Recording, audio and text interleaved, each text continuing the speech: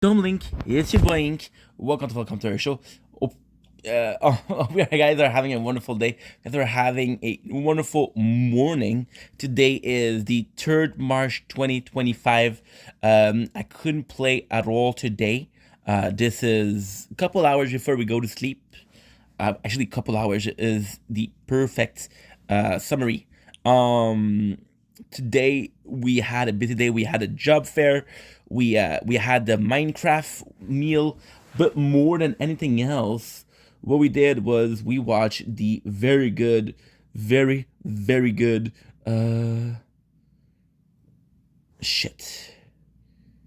Very good. Devil May Cry. So I have 2 minutes to do the quests. Is it enough? Is it not enough? I do not know. I don't know. I do not know. We're not finished with the Devil May Cry, so I'm gonna be watching that.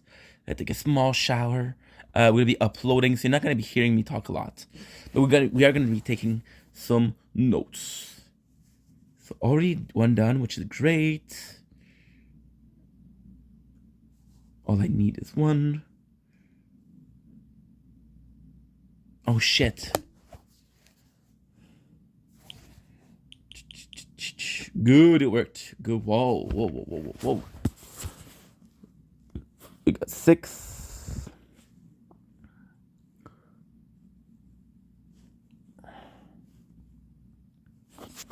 Okay.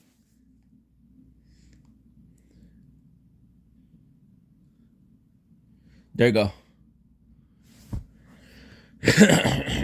Two new mission all across the board. So let's pick this up. Also, let's check out the ranking. Good. So that's not what I asked. I asked for the tournament. Okay, that's good. That's good. Now, hopefully, we finish at rank 13 of the champion.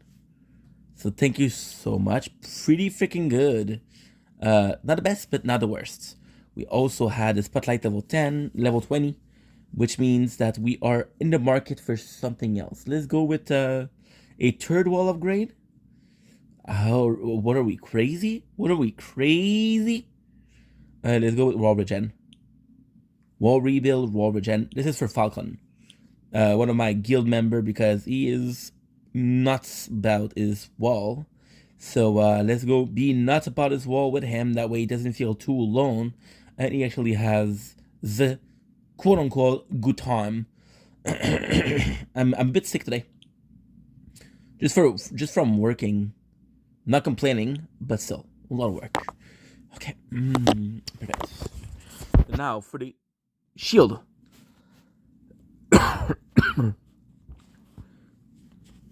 So everything is mission.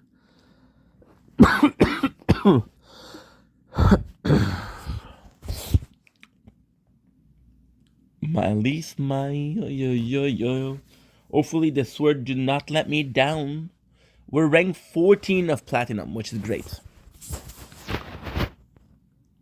Rank 14 of platinum, which is, once again, it's not the best. Oh, I forgot to change skin. Let's change skin right away. That way it's done.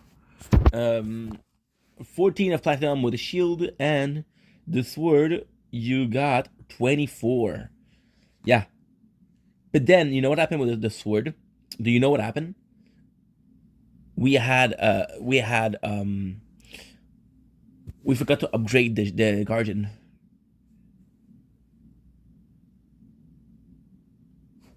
So that really fucked us up. Because the shield we did upgrade the guardian. The shield was actually the only reason as to why we. Okay, cool. It was the only playthrough that we did upgrade the guardian. Okay, so 5.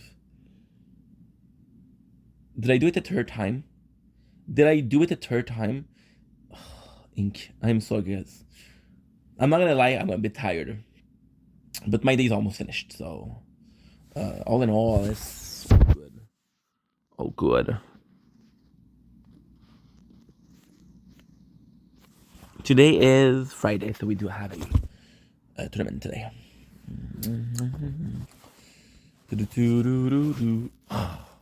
4 time.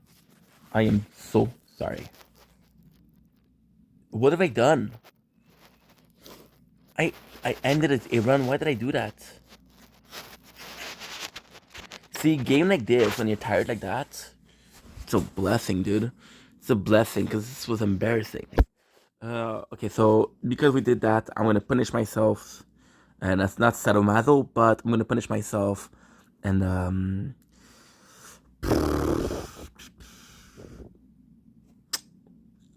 yeah. So let's end every single round, right? And now what we'll do, we'll go Cocoa for Cocoa Puff, and we'll do the mission right away of the normal, right? And we're gonna do the normal here. Oops. Sweet child of mine, tell me where did you been? I'm wondering why. We'll do this. 13. Okay.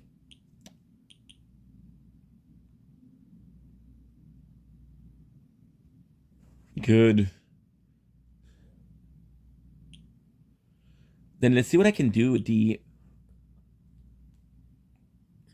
Let's see what I can do with the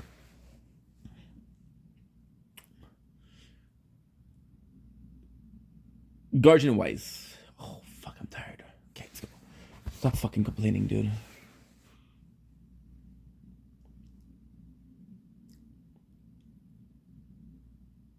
Do do do do do do do do do do.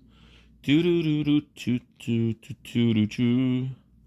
Do do do do do do do do do. Do do do do do do. Do do do do do do do do do do do do. Okay, so now we have more work to do.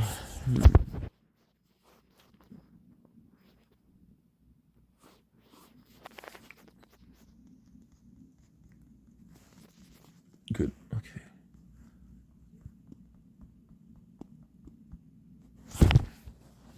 Let's watch some Devil May Cry. Finish this series. Qu'est-ce qu'il y a dans ses yeux de si beau? Qu'est-ce qu'il y a dans ses yeux? Dis-moi ce qui t'a mené vers elle, ce qu'elle a de si exceptionnel.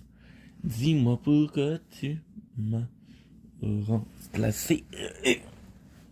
Remplacé ma place.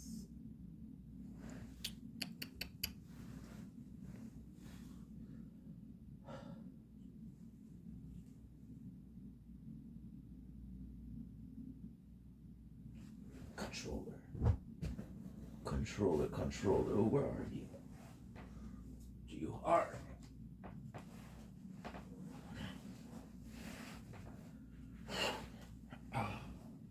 Okay.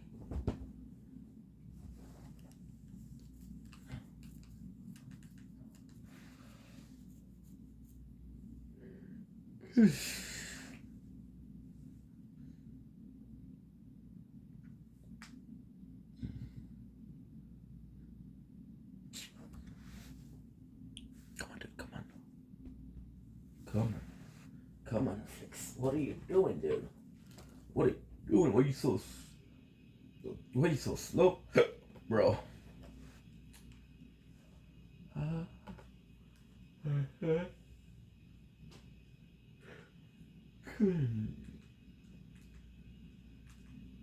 We're not gonna be able to put it at multiple times the speed, but still. Okay.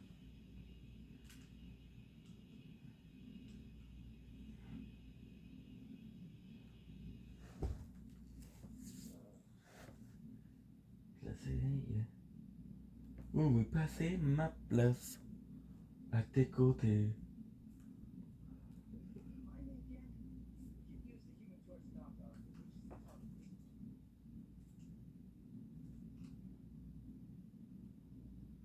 That we already saw.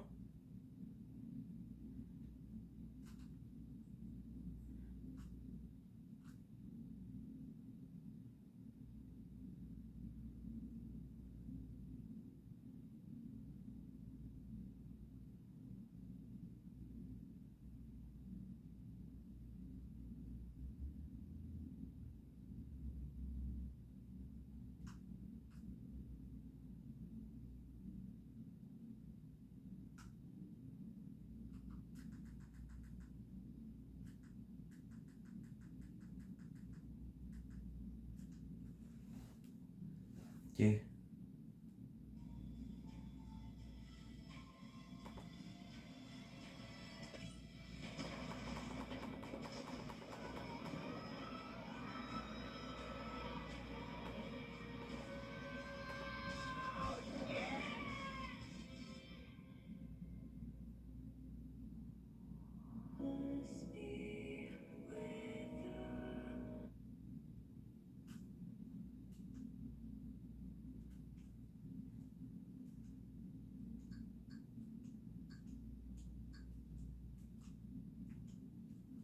Hopefully, we're back where we left.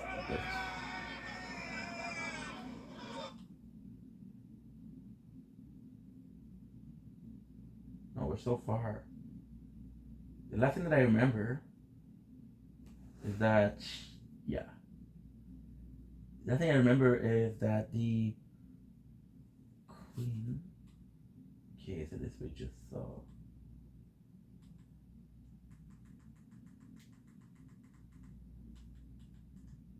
There you go.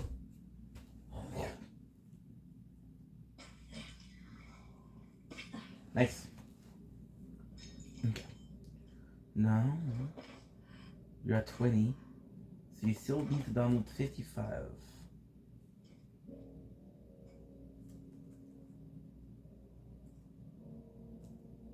Or so.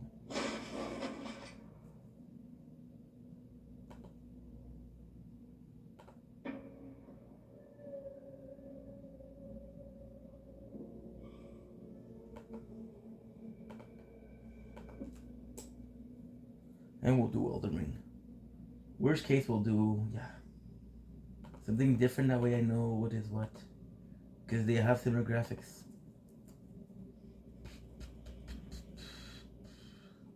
Time to change up the odds.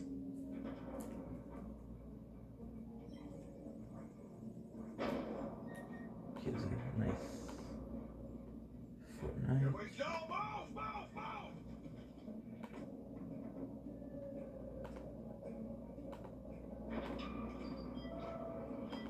Stay back! Do not approach the building! It's a trap! Repeat! It's a trap! Back! Everyone back! Repeat!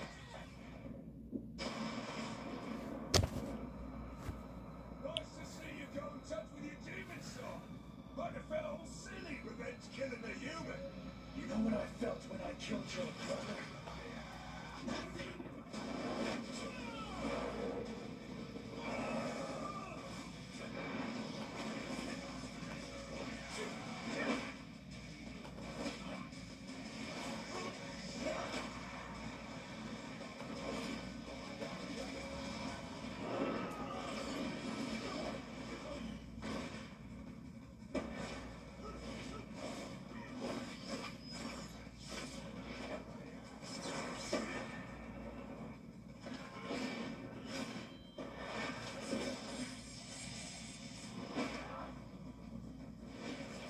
Ooh.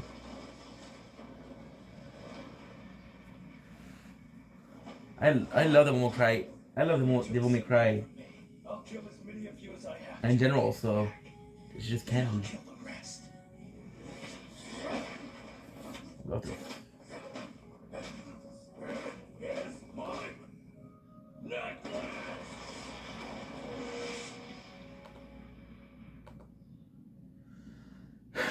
Rabbit has it. I don't know.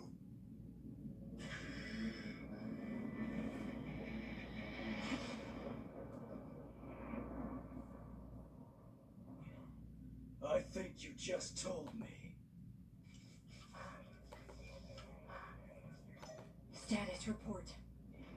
2 casualties, but the rest of us are still here. Thank Christ. I already lost one team today. I thought I'd lost you all too. It's damn good to hear your voice, Lieutenant. There's something else you need to hear.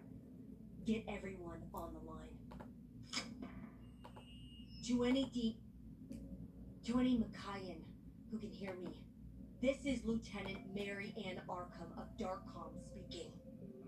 I know you're not here to attack anyone. I know you only came to this realm because you can't survive where you're from. Oh, that's so sweet. And I know the White Rabbit keeps you trapped and in fear. That ends now. My team is gonna come in and take you all somewhere safe. It's the rescue mission only. I know you might have been hurt before by people like us. But you're not our enemy. The rabbit is. And every bit of pain he's caused, we're gonna pay him back in full. Okay, good. Is that We're good. understood? The words? Yeah. The reason. The reason is that the demons here aren't fighters. They're refugees. The rabbit has a device that lets them travel between realms. So now- They had no choice but to go. Okay, so with this it. is good. I'm alive because those demons helped me. I owe them this. So, what do we do with them? Load them on the trucks and take them to HQ. I'll meet you there. What are you gonna do? I'm gonna make it so the rabbit needs a magician to pull him out of his own asshole. Nice work.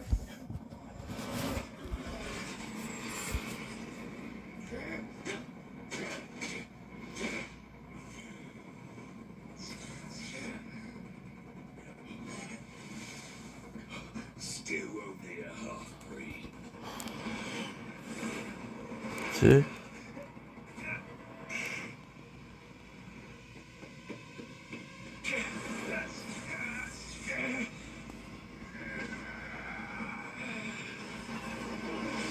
Doing 1. We're doing AFK.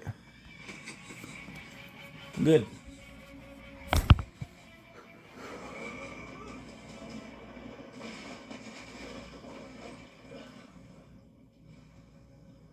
We're doing 1. We're doing AFK. Would you like to leave a message? Yeah.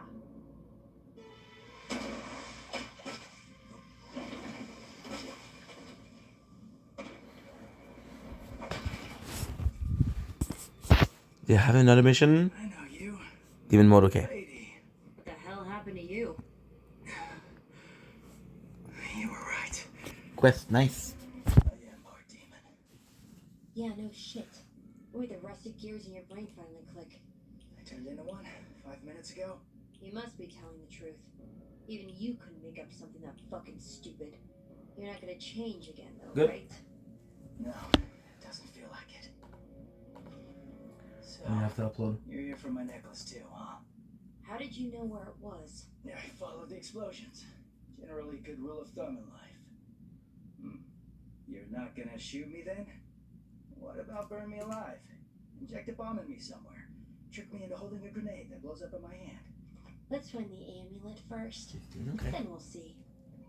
It should be right here.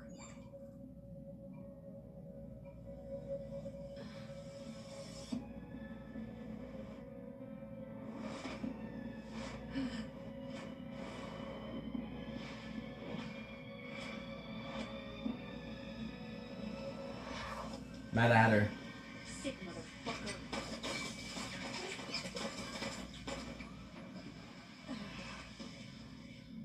So just to confirm, my necklace is here, or?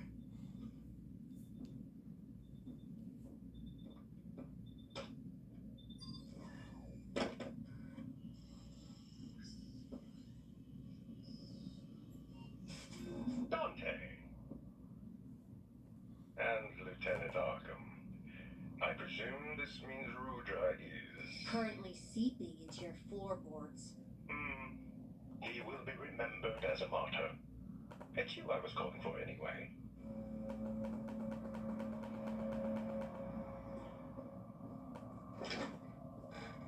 You're here to take us to safety?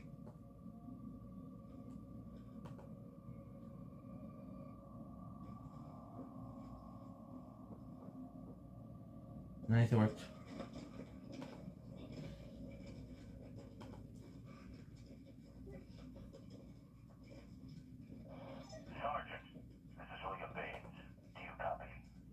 Vice President? What's going on out there? Is the amulet secure? Not so rough! Oof! Better being captured by the other guys. What? Why would you bring demons back to headquarters alive? Because they're refugees, sir. And the idea of refugees from hell did not immediately strike you as contradictory? You should know. Your little trap backfired. I shut down your fucking Nazi Frankenstein lab. The families you had locked up here are being evacuated as we speak. It's over. All trivialities, means to an end. But your point stands, Lieutenant. It is over. My army is about to descend on this city, causing unimaginable death, unless Dante comes to meet us first.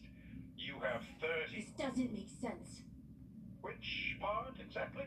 Come on, he's obviously baiting me into some new insanely complicated setup. It's his thing. But why? What's changed? He has the entire amulet and Sparta's sword. Everything he needs to collapse the wall.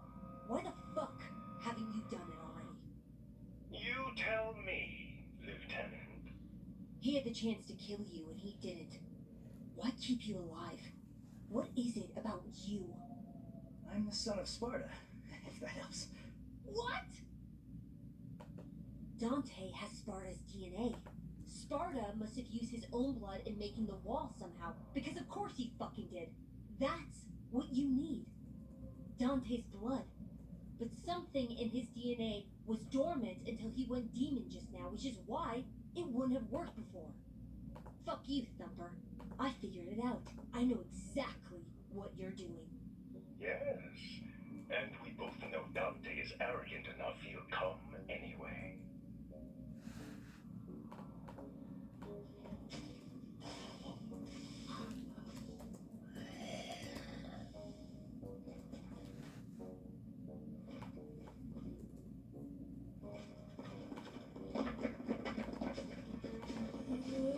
Jesus H. Took you guys long enough. All good here. Just a whole bunch of dead ones.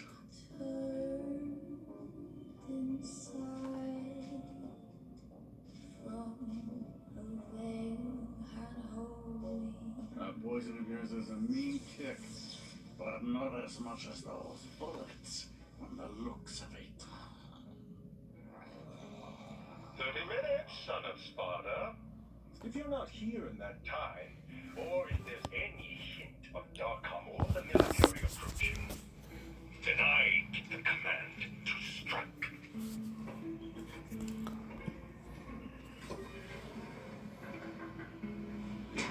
57 gig, that's perfect. Attention, Darkham Personnel, this is Vice President Baines. I am directly authorizing a change to your orders. What's happening, Mom?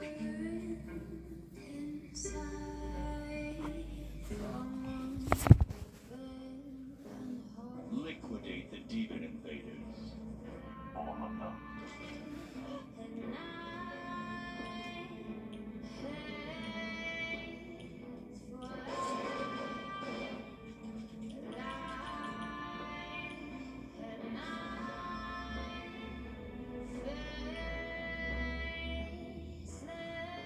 This world's reckoning is already in motion. All you can do now is ease its passing. Me against an entire army. Sounds easy enough. What'd you find? It wasn't just about your amulet. It was about eviscerating Darkcom.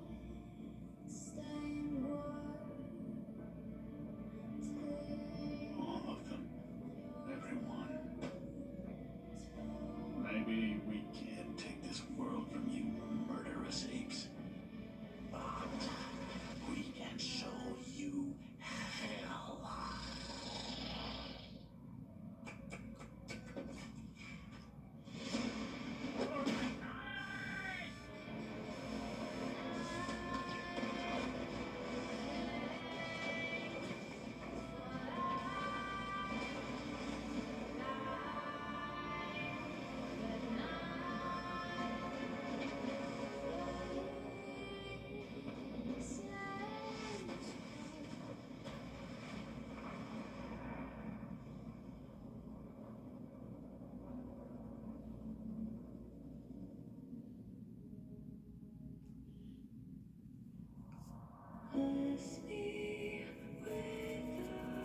Great show, holy.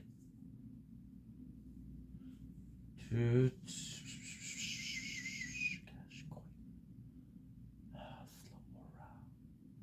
Slow aura would be really good. Really, really good. Slow aura it is. I also want to do. Oh. Okay, AFK. Nice.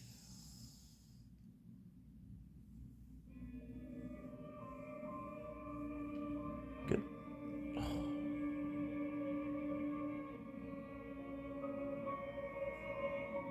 One,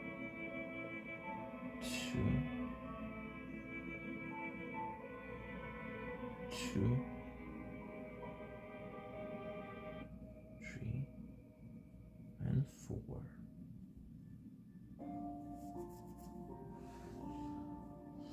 Okay.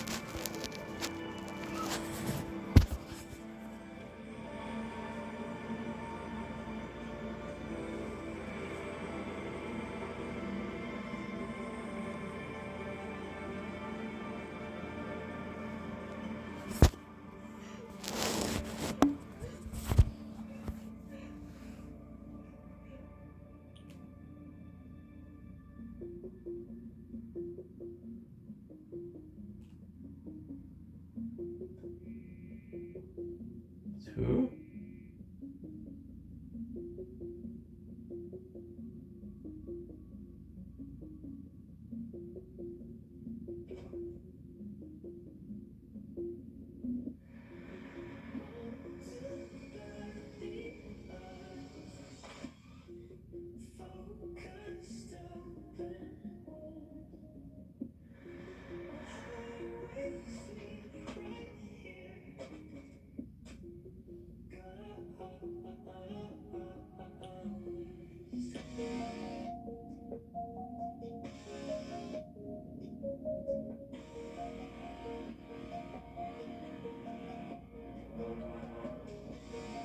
Good.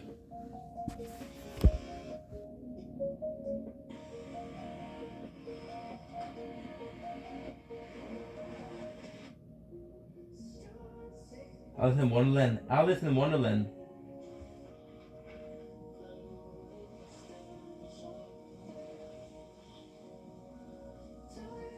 Wow, who is this?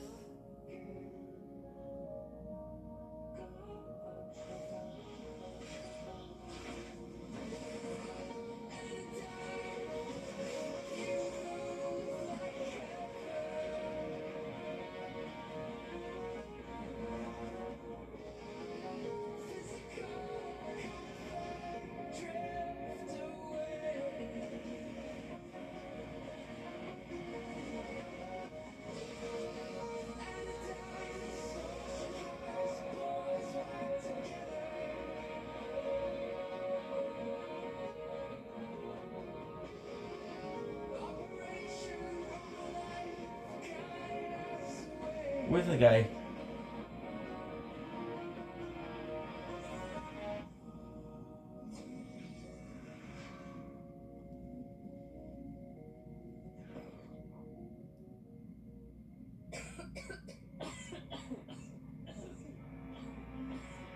Fuck.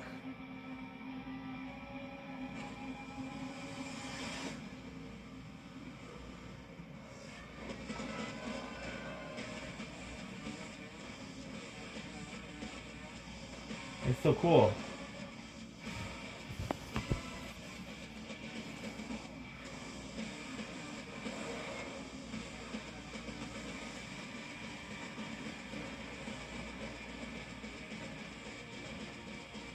Don't cry.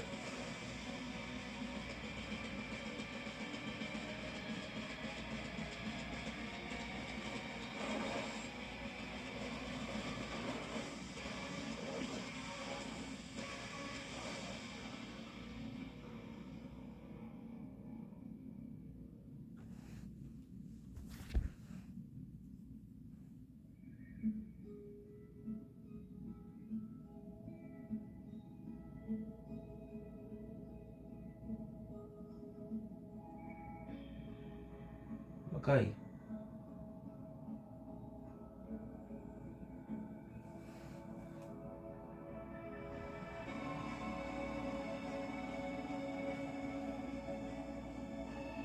The Demon Realm.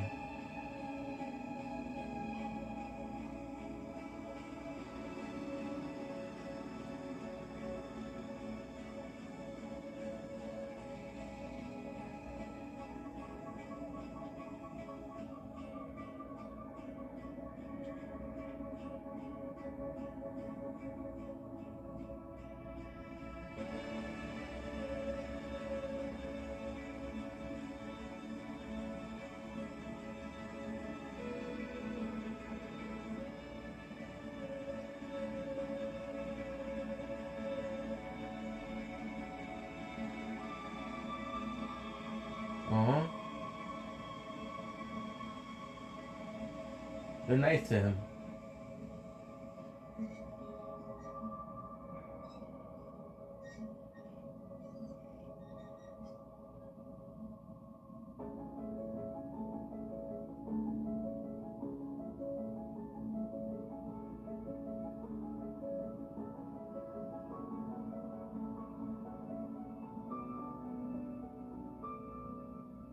This is Lady's brother, I guess.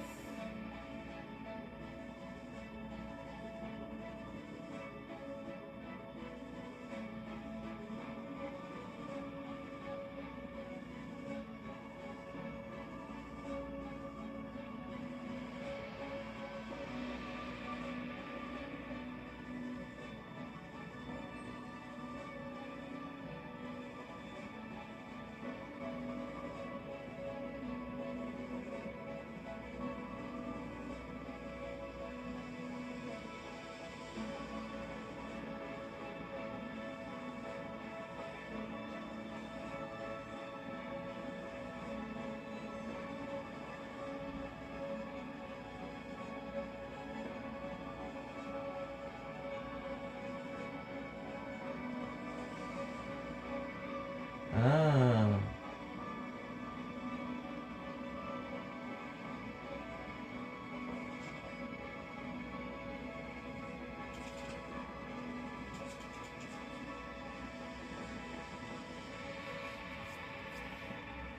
Okay.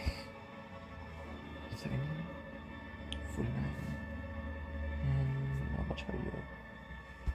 Okay, good. At least I got 6. I got.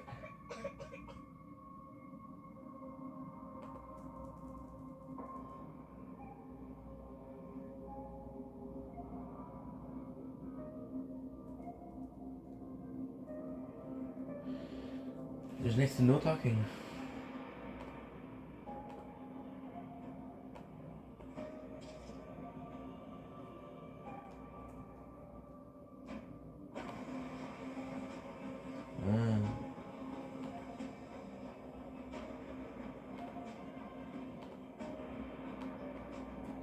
There's the army.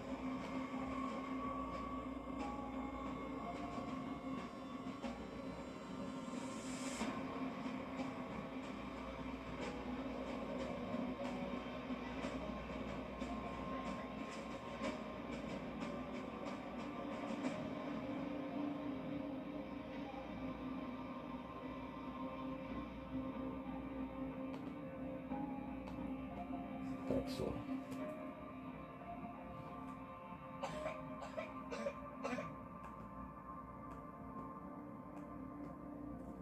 Dark Soul.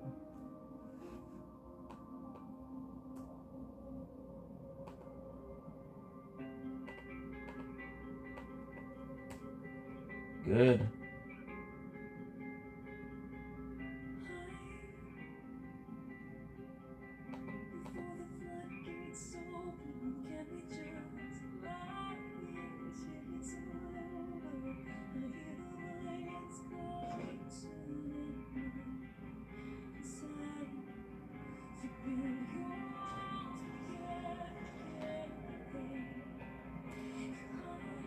Getting back lady backstory.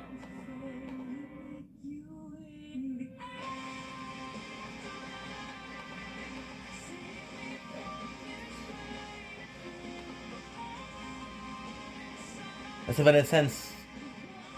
Evanescence really good on Afterlife.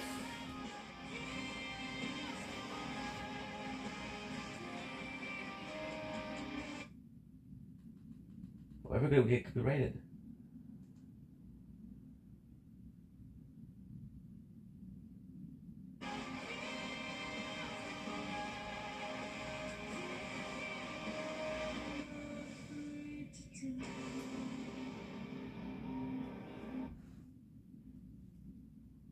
Okay. To think. Focus on that. You'll take it out of the. Okay.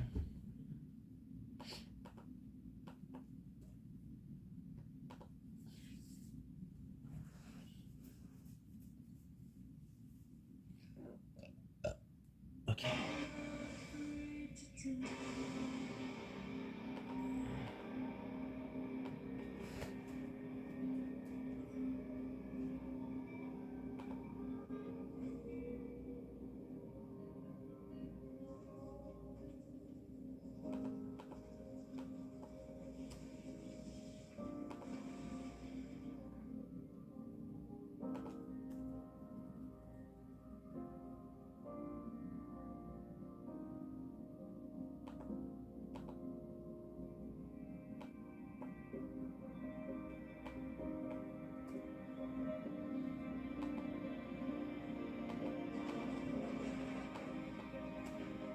World collide.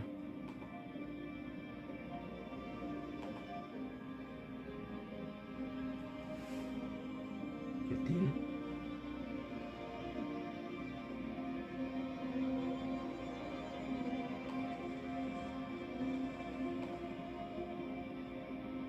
So we know who Lady is, but I don't know who the kid is, the other kid.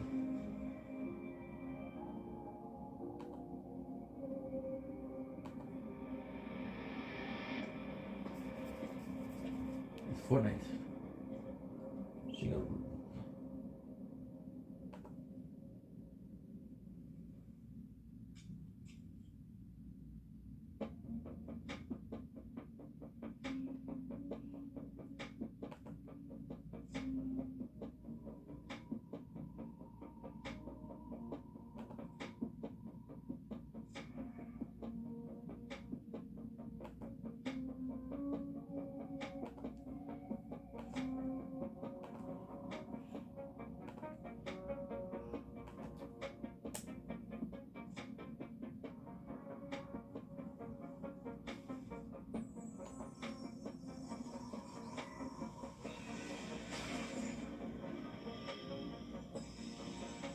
I got the rabbit.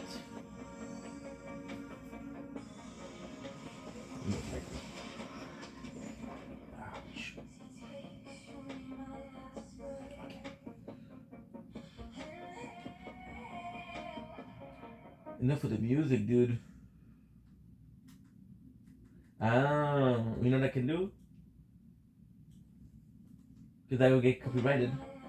I'll just mute it.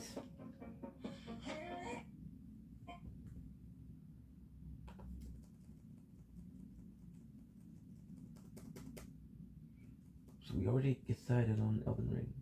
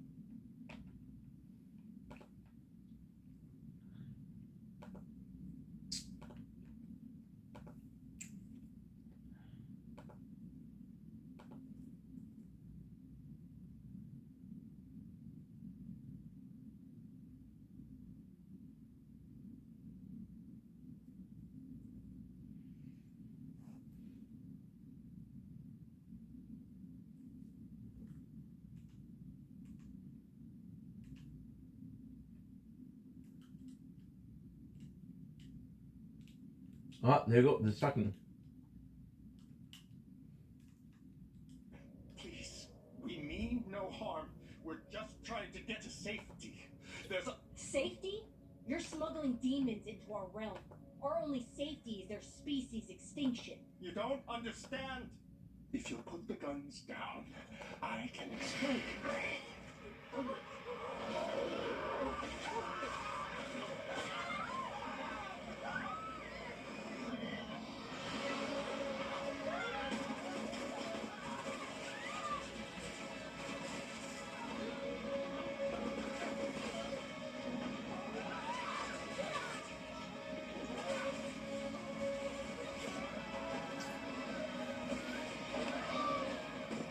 Darkhawk, evacuate!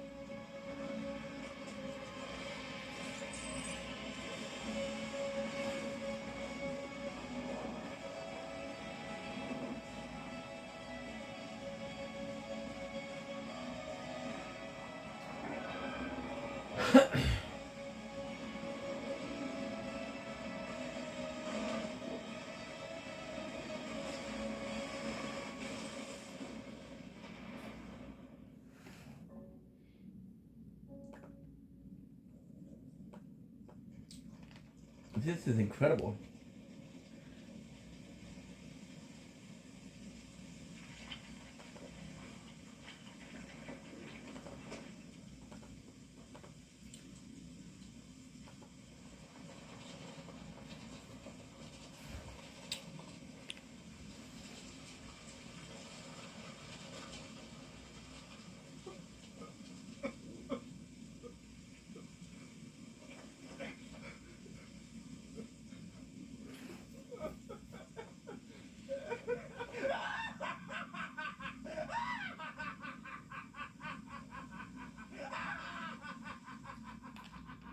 We give the Mad Ader. The whole time we're talking about Alice in Wonderland.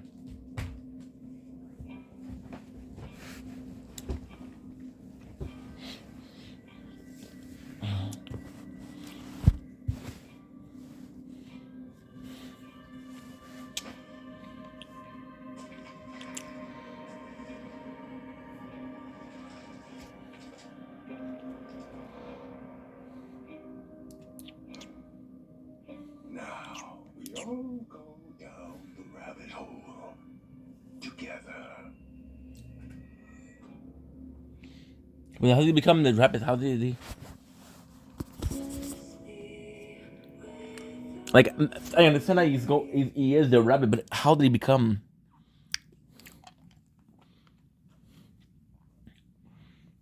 It's something I fail to see.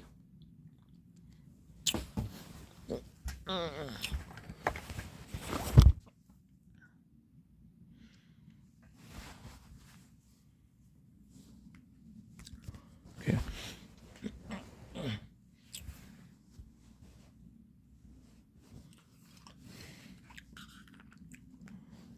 If it's on TV, it's not great.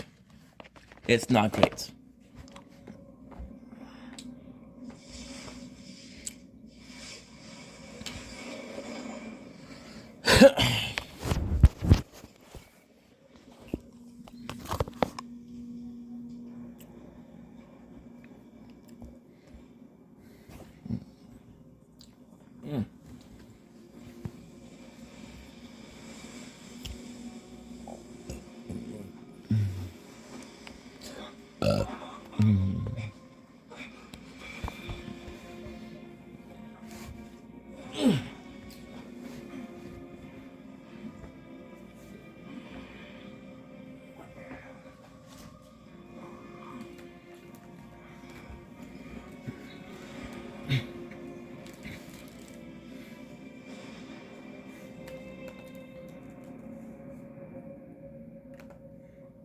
As meeting places go, this spot suits you. You may try to hide it, but you've got as much of a flair for the dramatic as I do. See? You have it. All of it. Your information was right. Dante is the Sun Sparta. His necklace fit very nicely with the one you gave me. He is Virgil. I held up my end. All I need now is the final piece. As promised.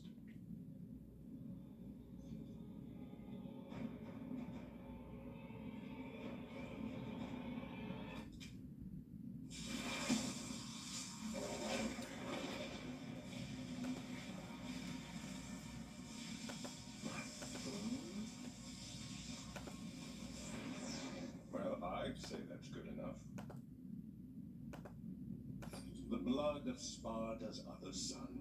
You never know what will turn up in this realm. It takes both brothers to destroy the barrier. Oh, don't worry. I'm already working on completing the set.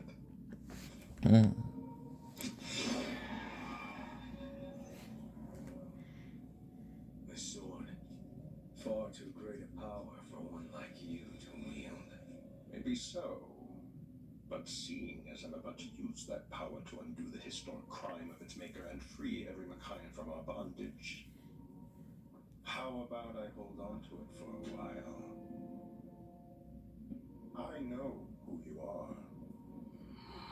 There's only one way you could have gotten the amulet piece and this blood.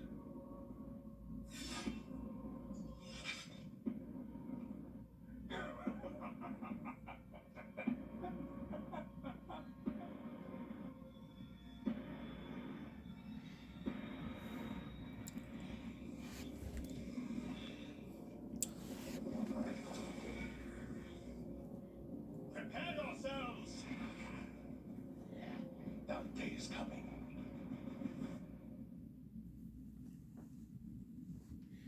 Really good.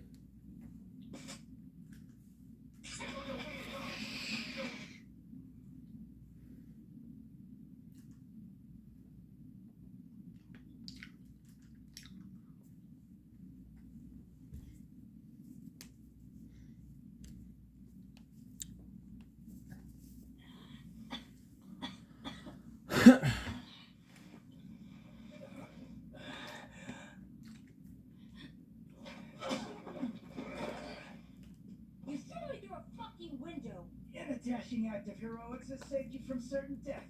That part seems important. Spare me the jack-off session. I would have got out on my...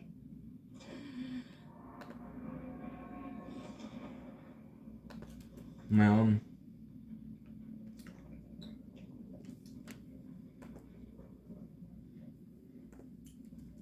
Lady. I know they're gone. Not just my people. His too. He'll stack as many corpses as he needs to prop the door to hell open.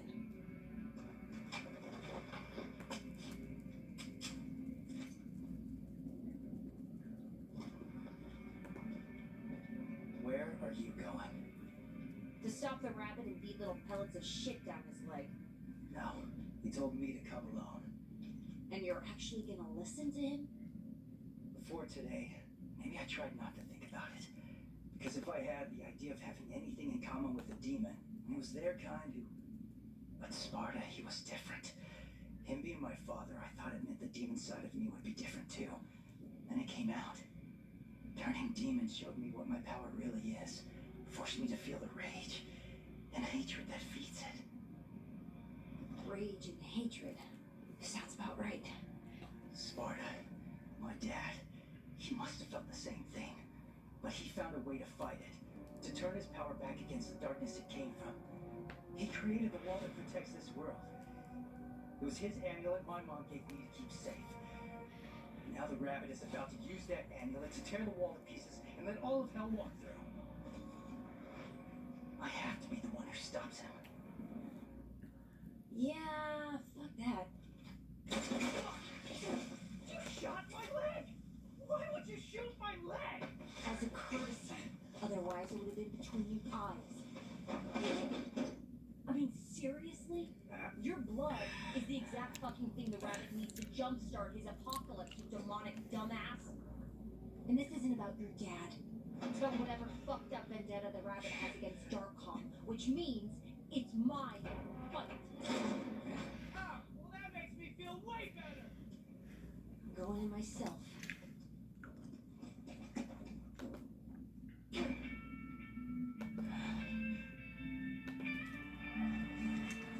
Butterfly. Come, lady. Butterfly, sugar lady. Hey baby, did you need a ride? Because I definitely need you to ride this. Out of the car! Now!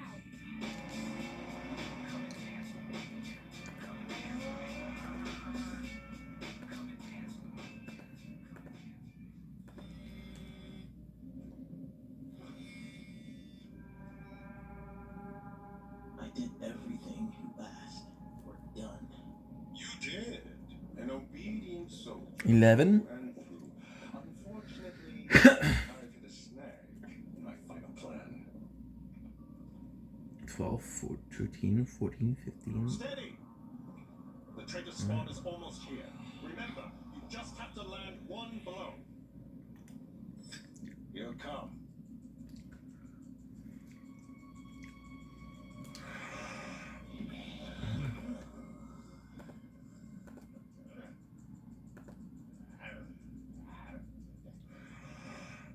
The attack now. Wait!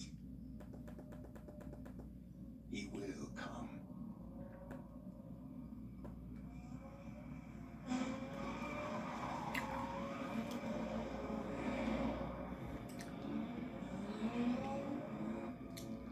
Blood strike!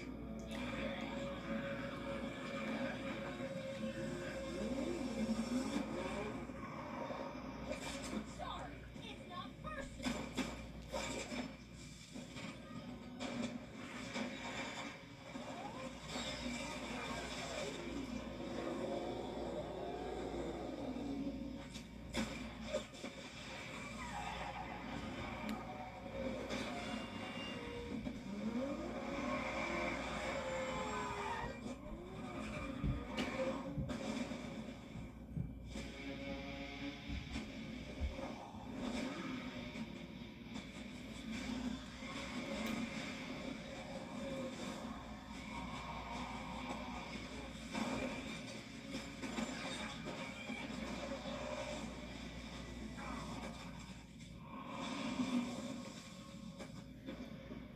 What'd you expect? Some dickhead in a musty leather trench coat? Arkham. Nice trade. But you're out of cars. And I've got a lot more warriors. Lucky for them, I'm here to negotiate. With what, exactly? Dante's life. I press this button, and the most irritating member of both our species gets turned to a fucking cinder. Might be hard to take a DNA sample from him after that. I see. So in exchange for not eradicating my blood supply, you want me to call off the attack? And give me the amulet. How do you fit those balls in that skin-tight uniform? Laugh your fucking cotton puff tail off. But if Dante burns, his blood is gone. Forever. You put these demons through torture. Fucked with their genetic codes, all for your cause. You should take the deal to keep the hope for the cause alive. Unless you have another agenda they should know about.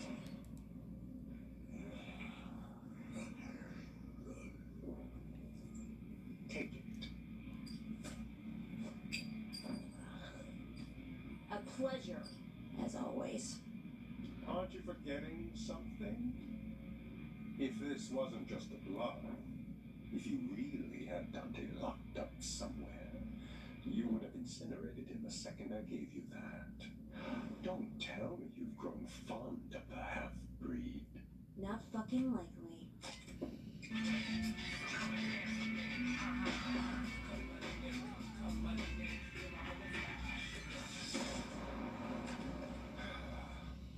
Kill her.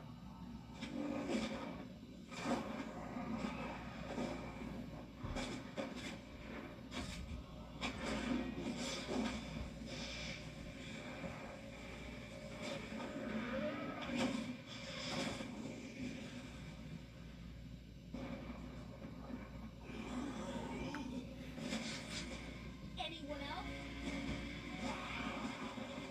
Alright, everyone else.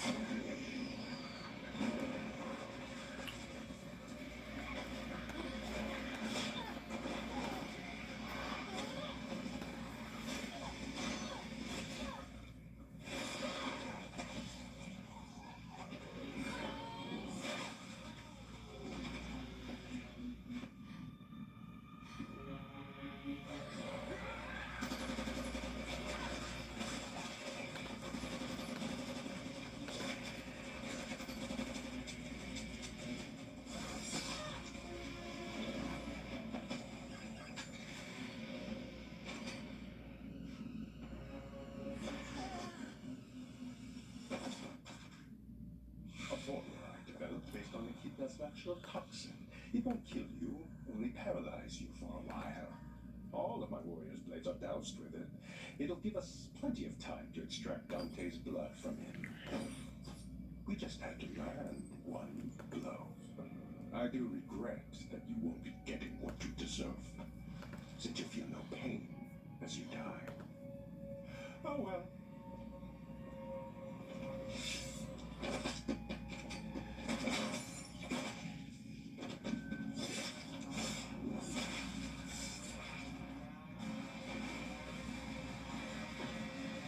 Yeah, and I've got some bad news.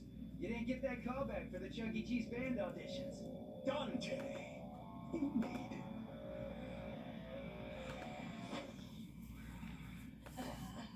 Before we start, let me at least show you what you're fighting for.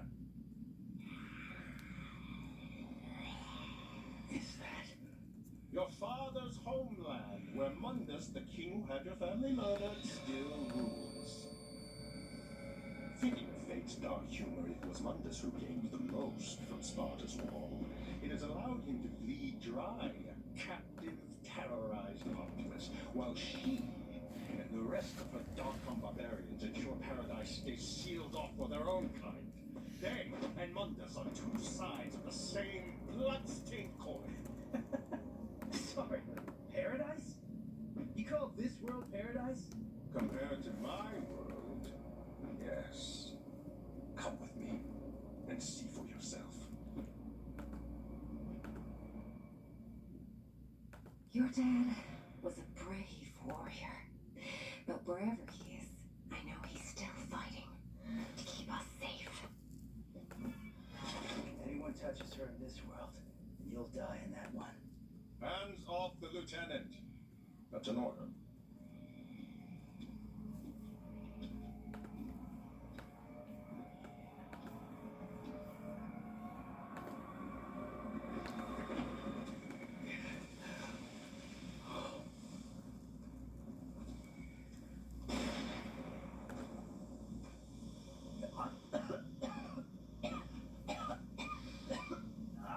The scorched earth and air turned to poison.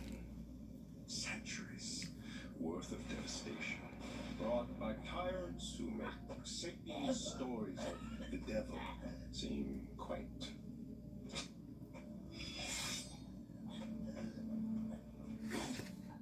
Look and see your father's wall for what it is. An artificial construct raised by a man with immense power to do what all such constructs are designed to do. Keep the powerless in their place.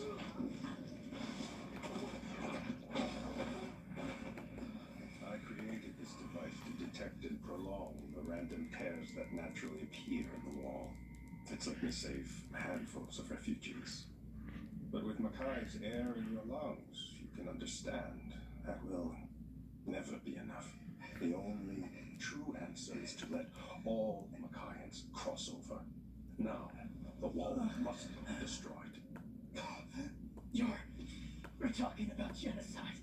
If every demon can cross into this world, humans won't stand a chance. Millions will die.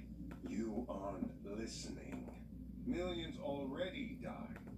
Yes, with the wall gone, the monsters of Makai will come through along with the oppressed. But in its wake, the worlds will reach a new, rebalanced equilibrium. What's the sacrifice of a generation or two if it means ending suffering for those who come after? You can right your father's injustice, Dante. It takes only a drop of your blood. My father was a hero. And how would you know that? All the deep, meaningful moments you had together.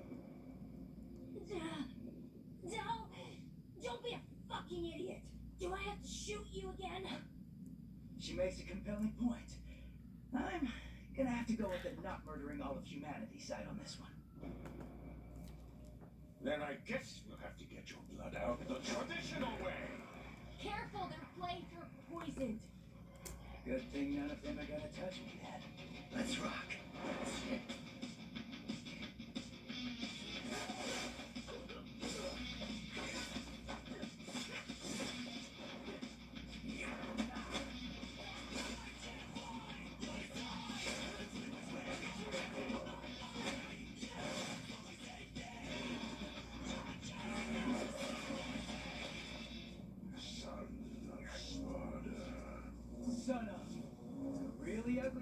weird thing for bats?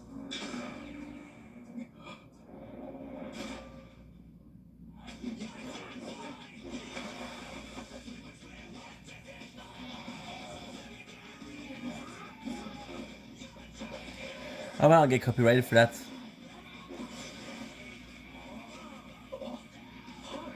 No, I won't. You'll fight better this way.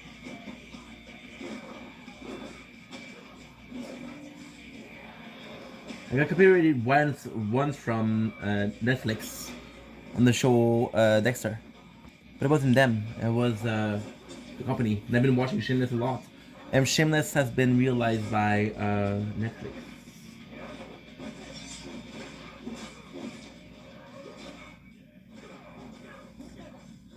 A drop of blood! I just need a drop!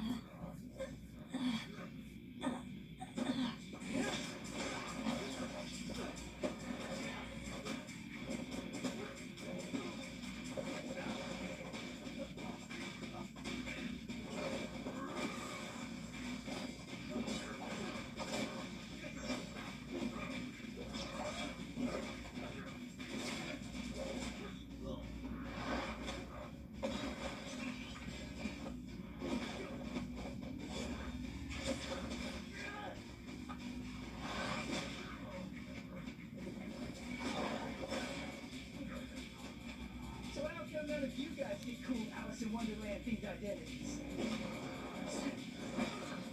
I bet you'd really fill out a nice Queen of Hearts dress.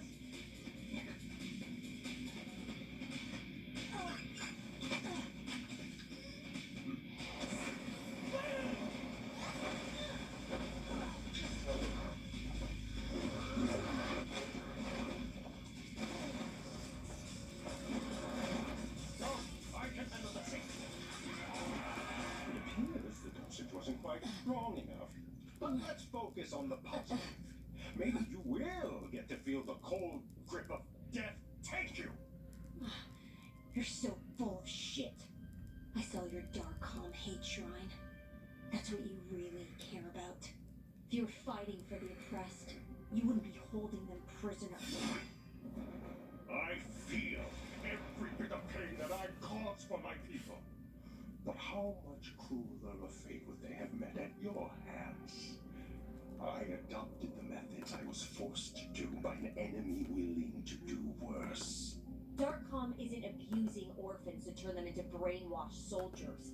Really? Is that not how you would describe yourself? Why did you think Darkcom recruited you? Only those who have lost all connection to their world are truly free to fight from a different one. It is no coincidence that our whole little unholy trinity had our families taken from us. Dante, you, and I. It was a mask.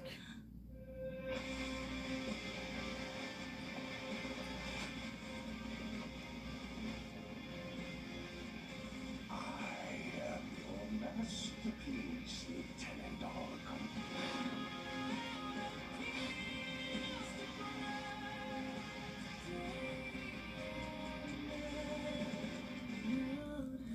That's impossible. You survived.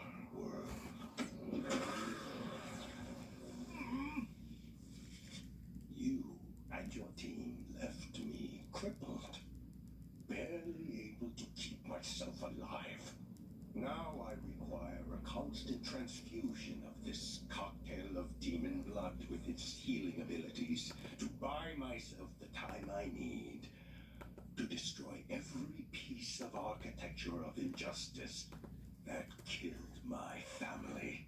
We didn't do this. You were trying to help demons that night, but now I should have known you were human from the start. Your brand of pure psychotic ruthlessness, that's all humanity. On that, we agree.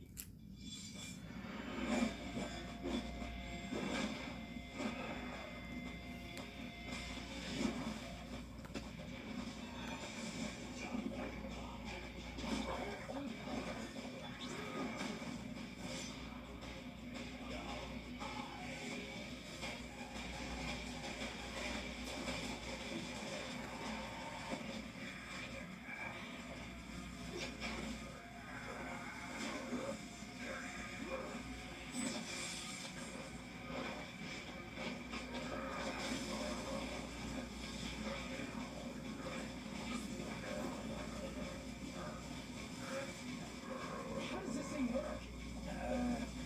You just...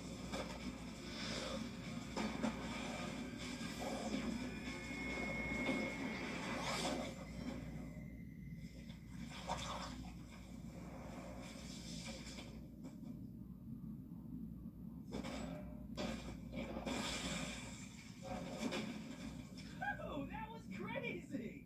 Too bad your eyes weren't here to see it. One way or another. You are going to bleed. You're human.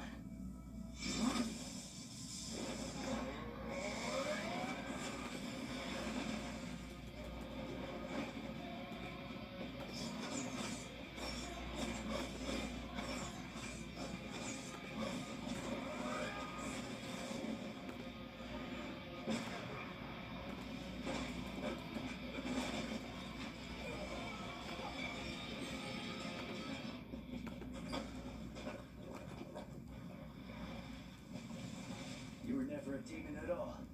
Just a man wearing a screwed up bunny mask to hide an even more screwed up human face that has a bunch of weird tubes sticking out of it. To be fair, I can see why no one considered that. I gave you the chance to end this. I want you to remember that.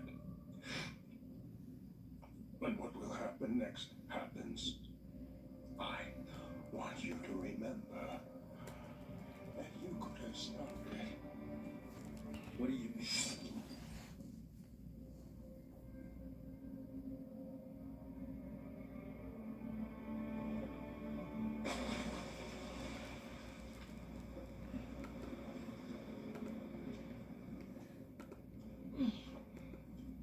I guess you got your mom's necklace back after all. Yeah.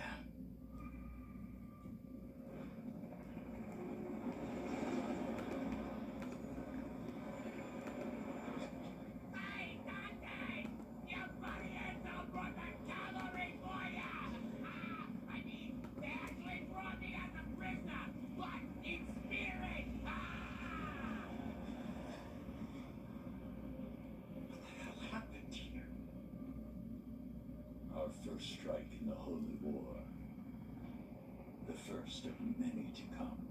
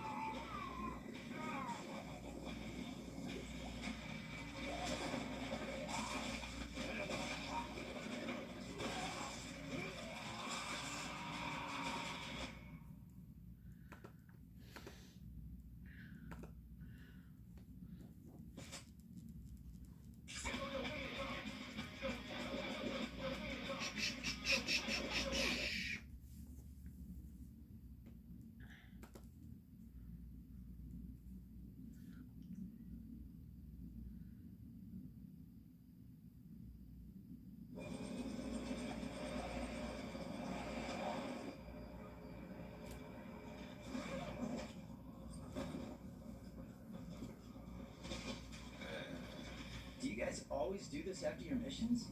Usually when I kill a demon, I don't know, leave them there. I know. How do you think all those bodies stay hidden from the public? Huh. Jesus. What are we doing here, sir? Lay the bodies face up, weapons in hand. We need to have the media's front page photo waiting for them. So, what are you planning to do with that amulet? Carry it around in your pocket? That depends. Whether you're gonna try to take it. I'm not. You're gonna give it to me. Are we past all this? We fought an army together, sorta. I saved your life 3 times. Twice. 2.5. The White Rabbit won't be the last to come after that thing. You really think that you can protect it? I'm the only one that can protect it. Who else do you trust with it? That guy? Yes. Baines is willing to do what's necessary to protect this realm. Seems to me like he hasn't actually done anything. Besides giving orders that ended with a whole lot of you dead. Which doesn't look too torn up about. You don't know him. He's hard because he has to be. But he cares about his people. Mr. Vice President, sir, not to ask questions about my pay grade here, but what are these things? What did this to them? What they are will be revealed soon enough. As for what did this, she did it. That girl? More of a trained attack dog, brimming with anger and violence that serve their purpose.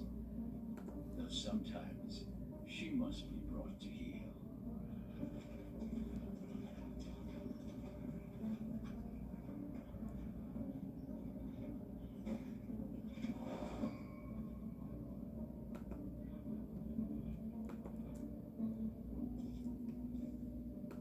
If you don't want to give me that amulet, fine. I say one word, and the soldiers you're surrounded by blow your brains right through that fucking haircut. Because it worked so well the last time you sent 50 guys at me. Then I'll do it myself. I'm feeling it between you two. Do I sense a former prisoner captor romance vibe happening here? Hey, I got 2 prisoners. I can't believe you went with him. I can't.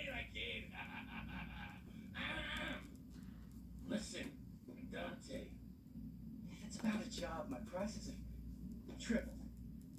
So you're still taking jobs from me? Yeah, why not? Can always count on you to sell me out for the slightest bit of personal gain. Hard to find someone that reliable. That's great to hear.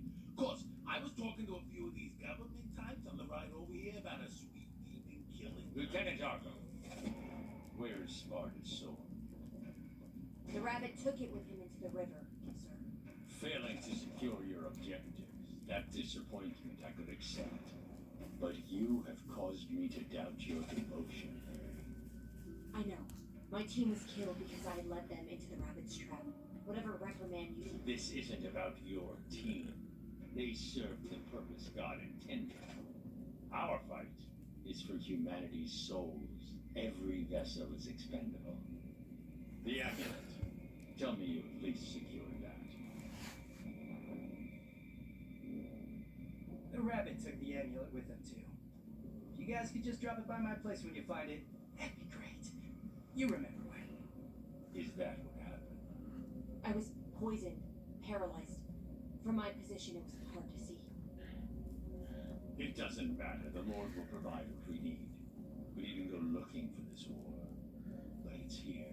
You're running a whole paramilitary operation to hunt and kill demons. I think you looked for it pretty hard.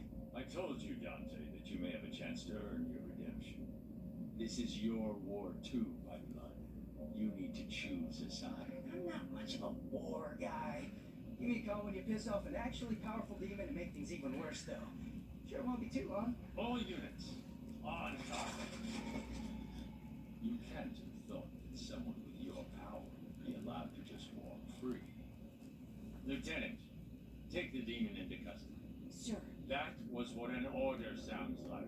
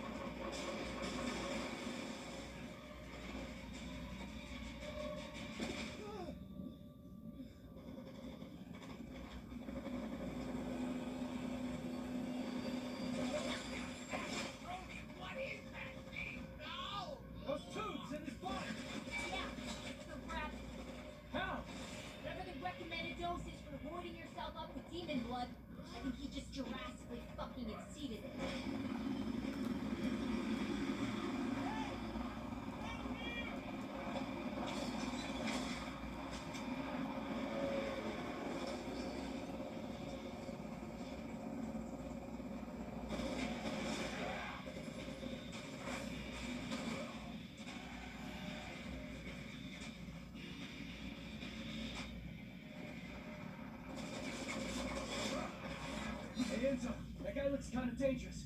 You might want to get somewhere safe. So reliable.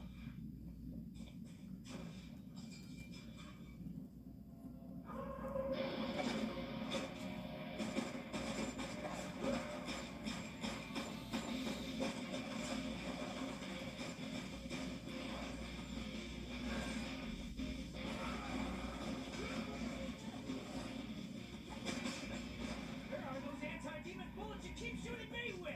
These are anti-demon bullets. This DNA must still be too human to detonate them. Or we haven't tried shooting him enough yet.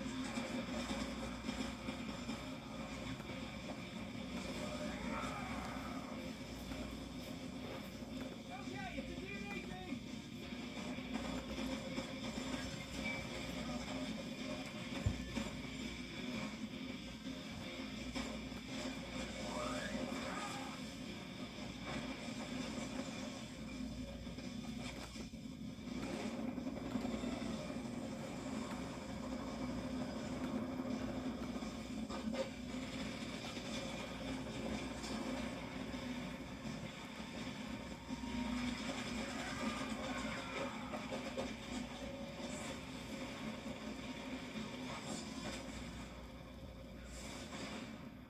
It might take me more than one punch to beat him now. All his demon blood runs through a single valve from that thing on his chest. We have to shoot the valve and cut off the power supply.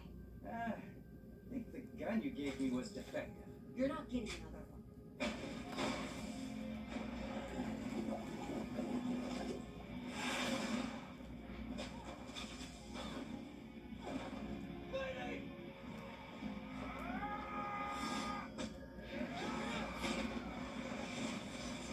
How do you manage to get even uglier each time I see you? It's actually impressive.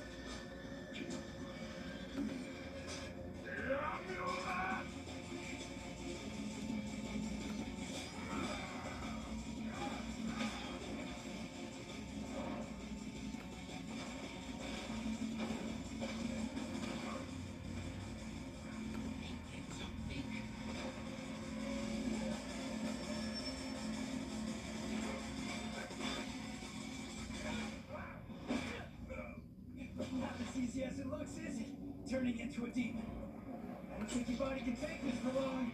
It just needs to be.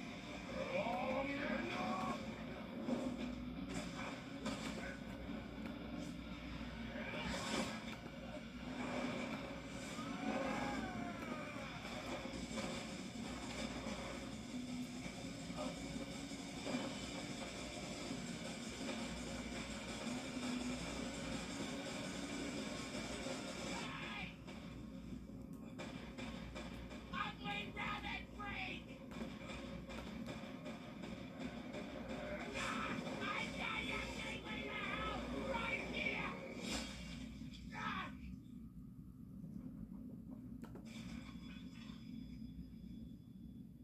No! Should have been hiding in the hole like the vermin you are. Oh. Enzo, why did you do that? You see, I told ya I would take a blade for you.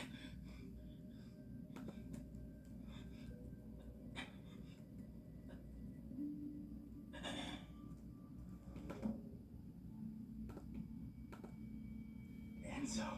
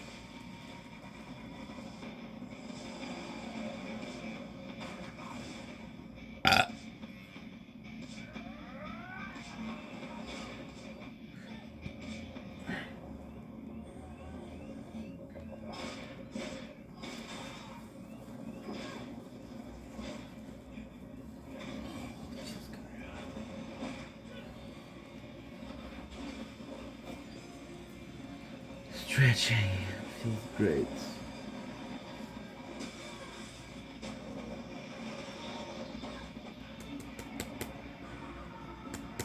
Okay.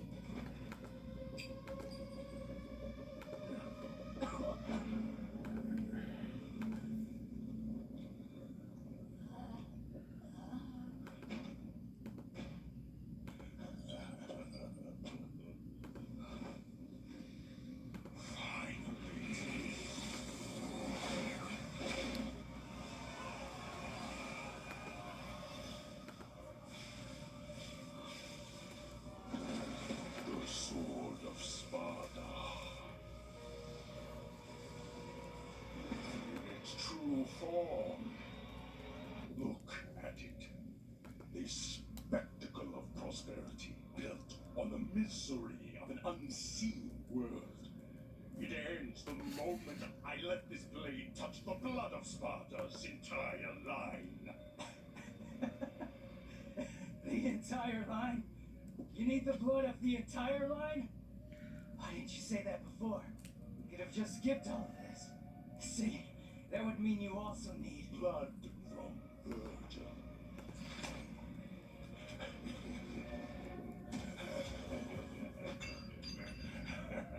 How did you... Virgil is... Dead. No, Dante. Your other half is very much alive. That's impossible. I watched him die. Oh, did you?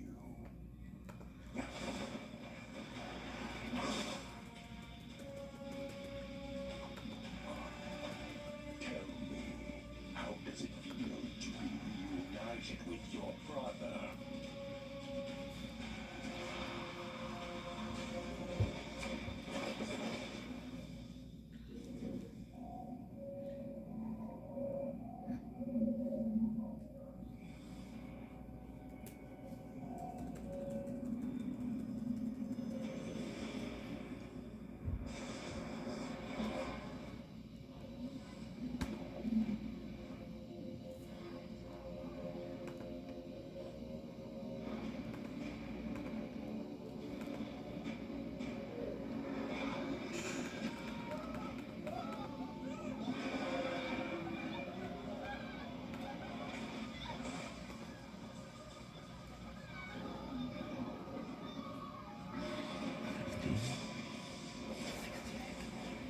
See now the brutality of your failure.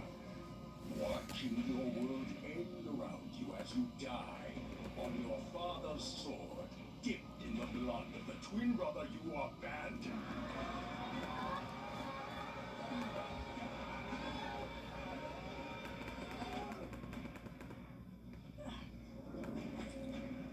Motherfucker! Chamber still works.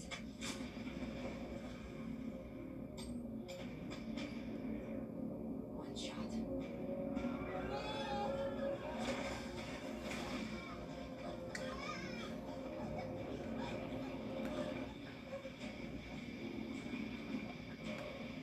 All that inherited power, and it still wasn't enough to stop me!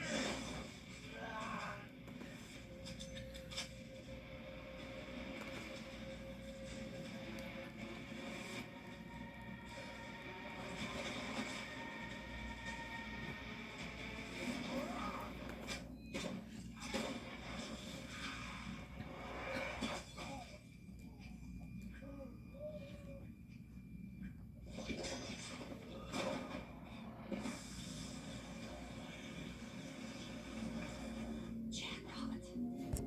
Ooh, that's the line from Dante.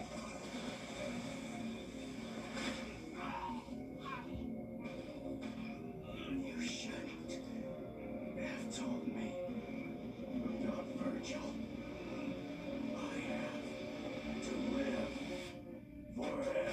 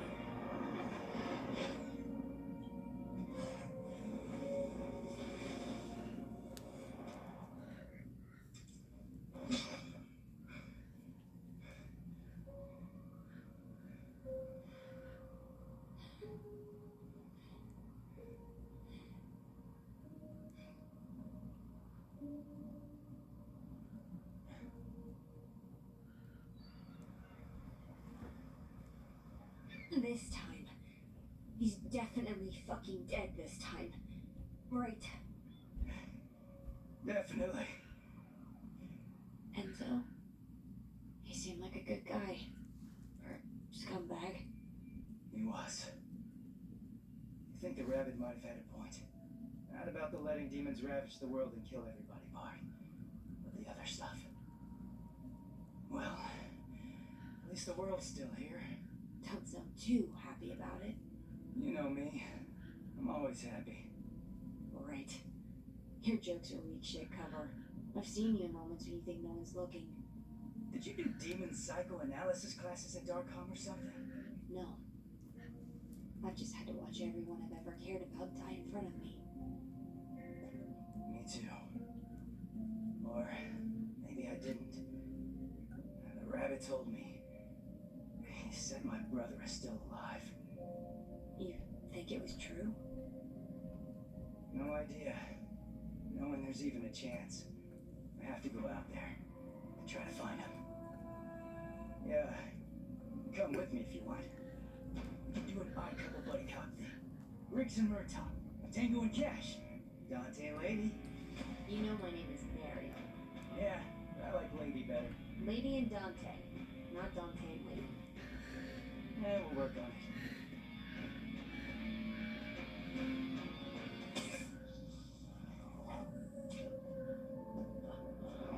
I still have to bring you in. Baines was right. With what your blood can do, it's too dangerous to have either you or that sword out in the world. I'm sorry.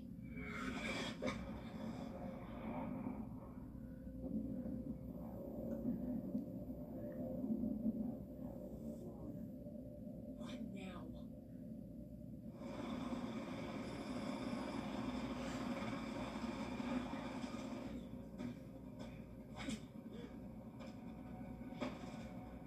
I presume this is the White Rabbit's device. The one that can detect and hold open rifts between worlds. A hunk of pieced together scrap. Mr. Vice President, sir. Good to see you. After the amulet heist, I knew there must be a hit. My agents have had the Darkcom building under surveillance. Every room, every call. I didn't have a choice. He was watching my daughters. If I didn't do what he said, he would have. So, you agreed to help him unleash hell on Earth. You think hell on earth would be that different from my life now? I did what I had to do to protect my kids. This war, they never give a damn about us anyway. Even I, for much of my life, could not comprehend his true plan. God has never asked us to sit idly by and await his kingdom on earth, but to build it ourselves. This device, what did the rabbit want you to do with it? He told me to destroy it. He wanted to keep his tech out of human hands, so we couldn't use it against them. Then the devil is as clever as his reputation. We are going to use it, Anders, to wage the final war against hell itself. You really are out your goddamn mind. You think you can win a war with hell? My faith in the Lord is absolute. I fell from an aircraft with nothing, and still he saved me. Let's see if the devil does the same for you.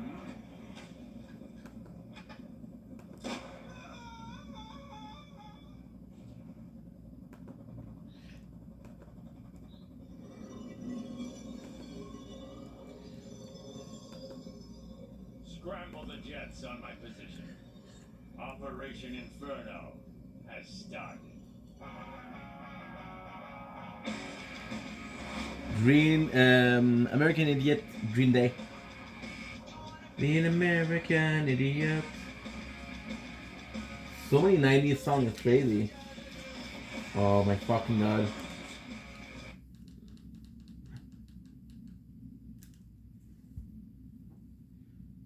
Well, I could just...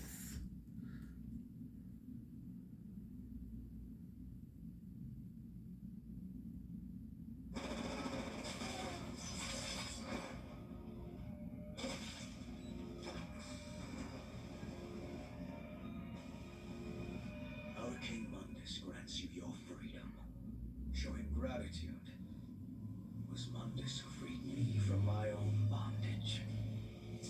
Virgil. The Sabians and their armies, unaware of the storm they ride into. I am that storm. Fucking Virgil. Oh my god, dude. I can't believe they used the song from... I cannot believe they used the song.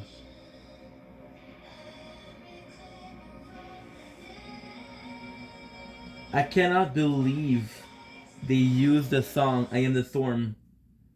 It's such a good song too.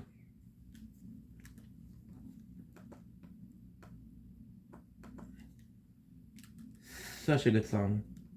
I am the storm that is approaching. Possibly one of the better song that was released lately. Or recently more so.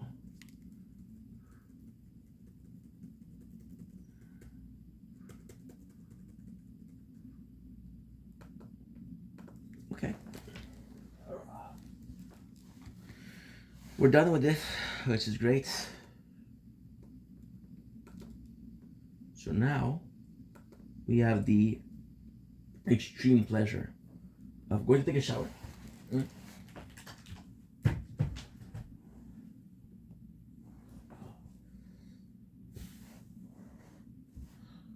I am the storm that is approaching. I'm going to take a shower. We have a nice sunrise, so that's always cool. How much storage do you have here? There's a lot of storage hidden.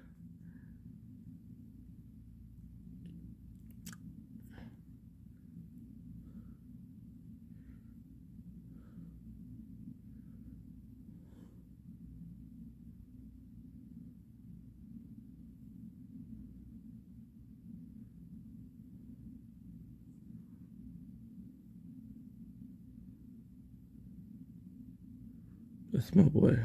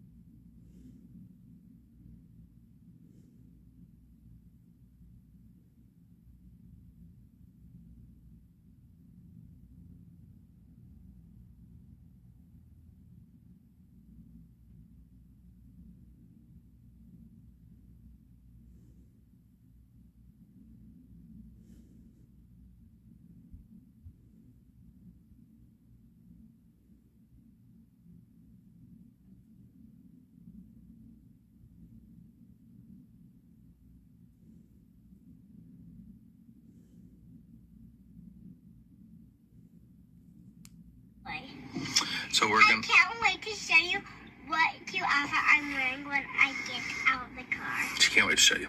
And her store of choice. Okay, good. Now, all I'll need to do is upload.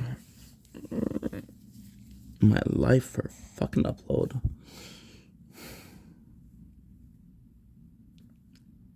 Okay.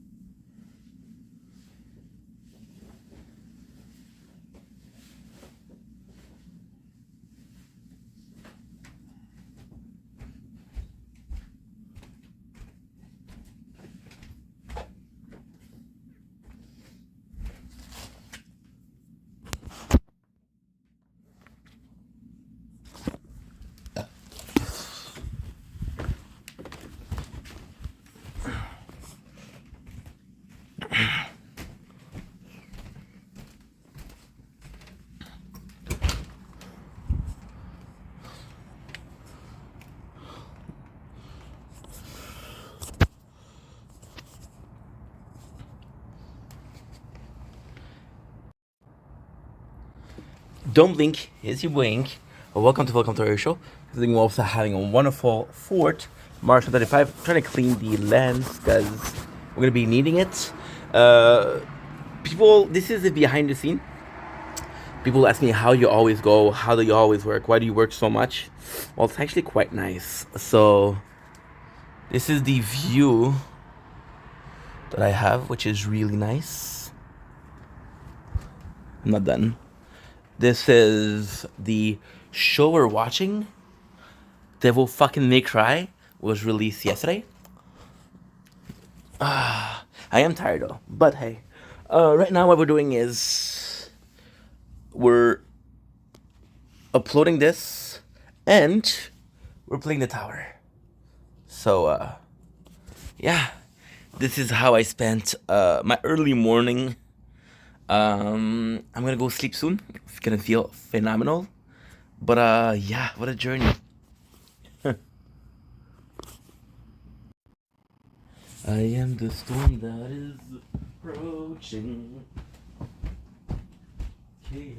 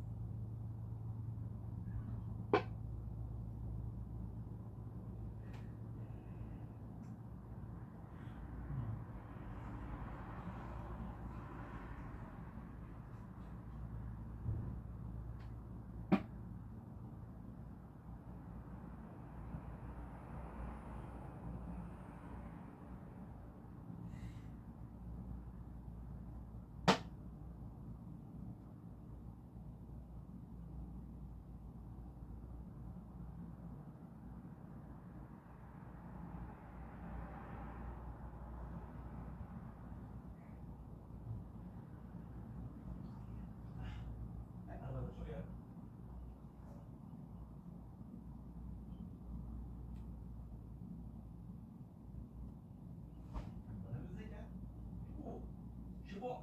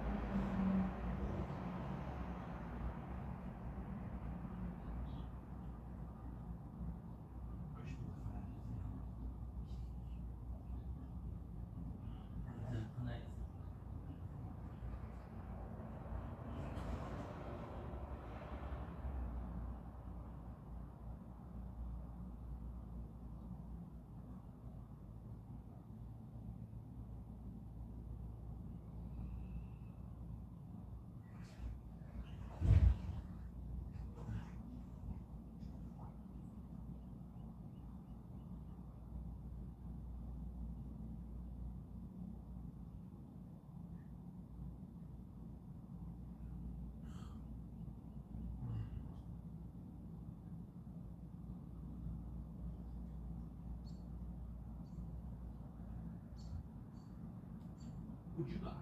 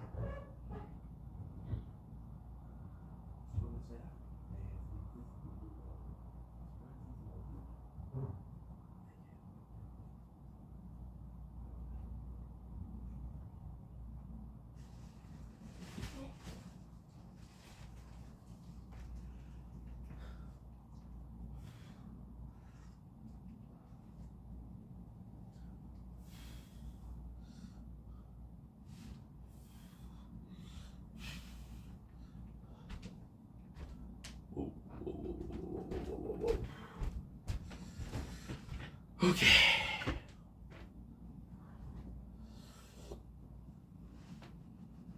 Oh, fuck.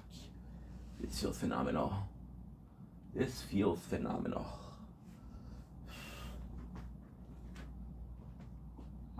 Okay.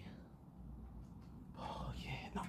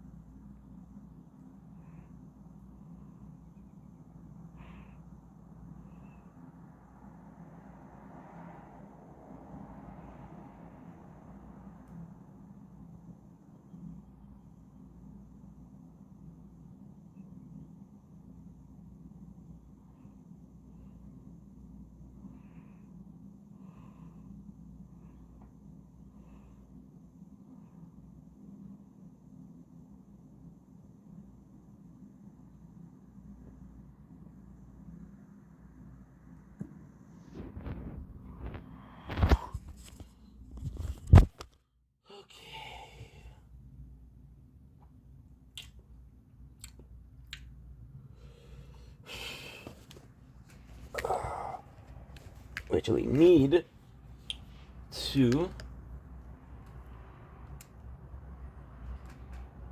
Okay.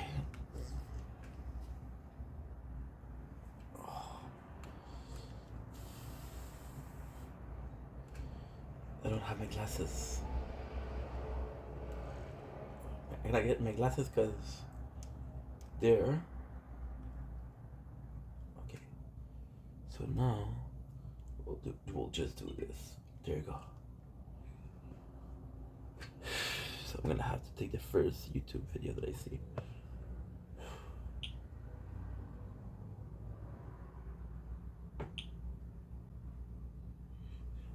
Oh, fuck you.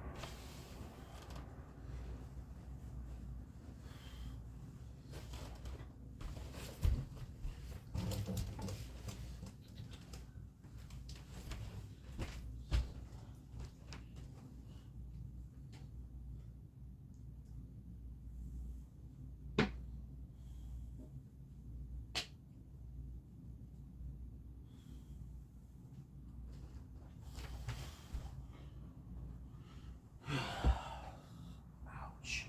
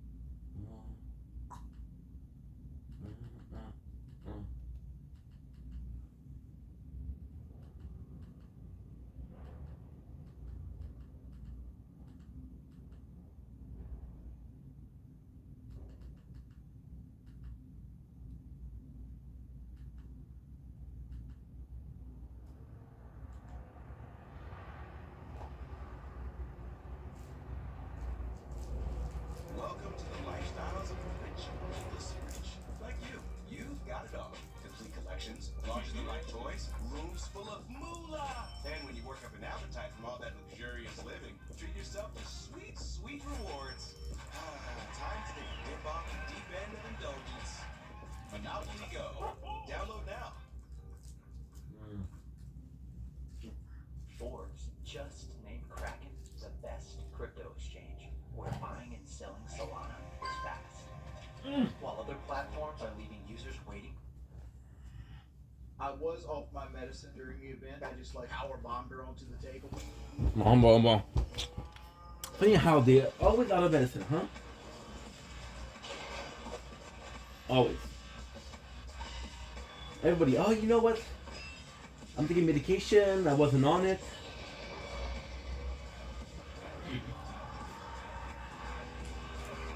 Okay, how bullshit. Say my name. Breaking banquet. Goddamn right. Does that sound good?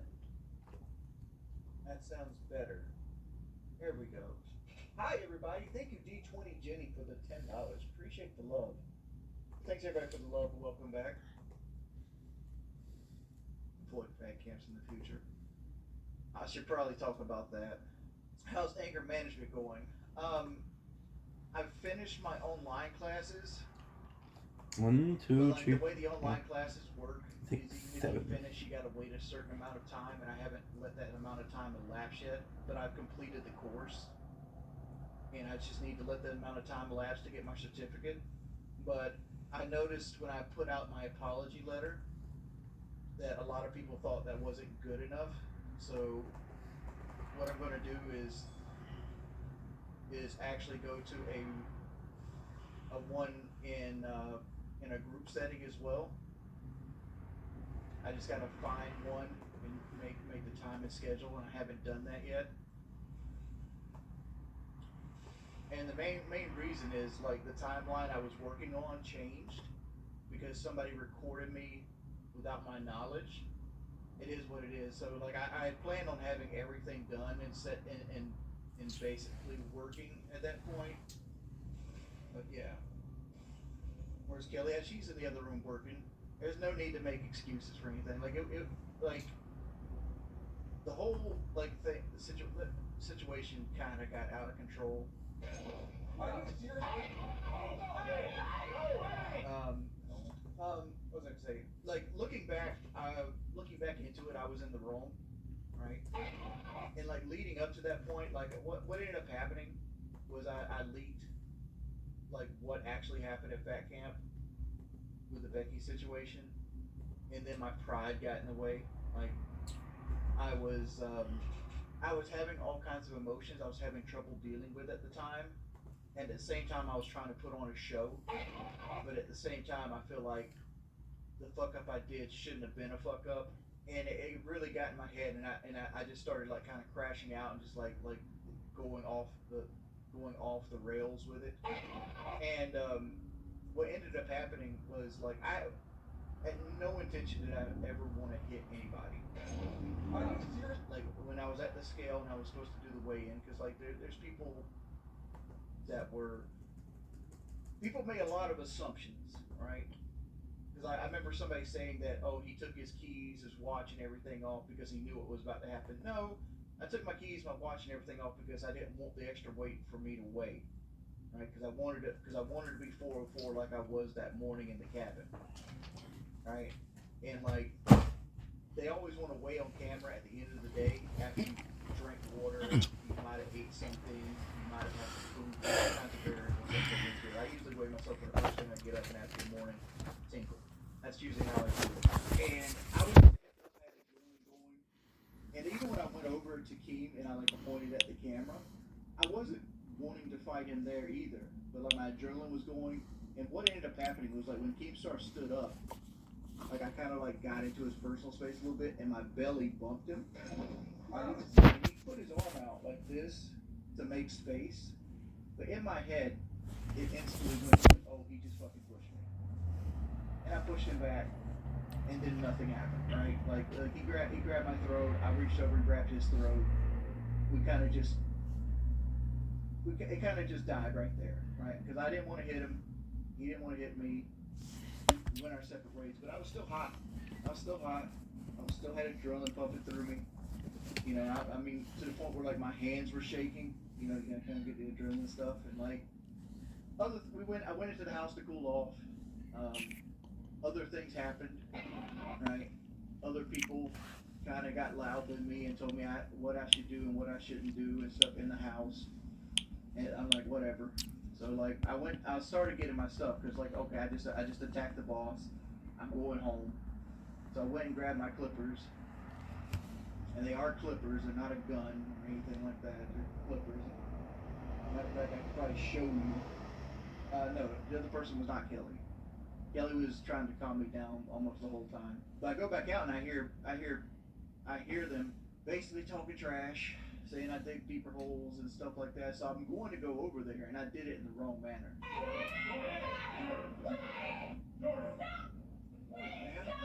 I kind of like was walking fast because I was ill with them. And everybody took that as me going over there to start shit again. And they started like holding me back and everything like that.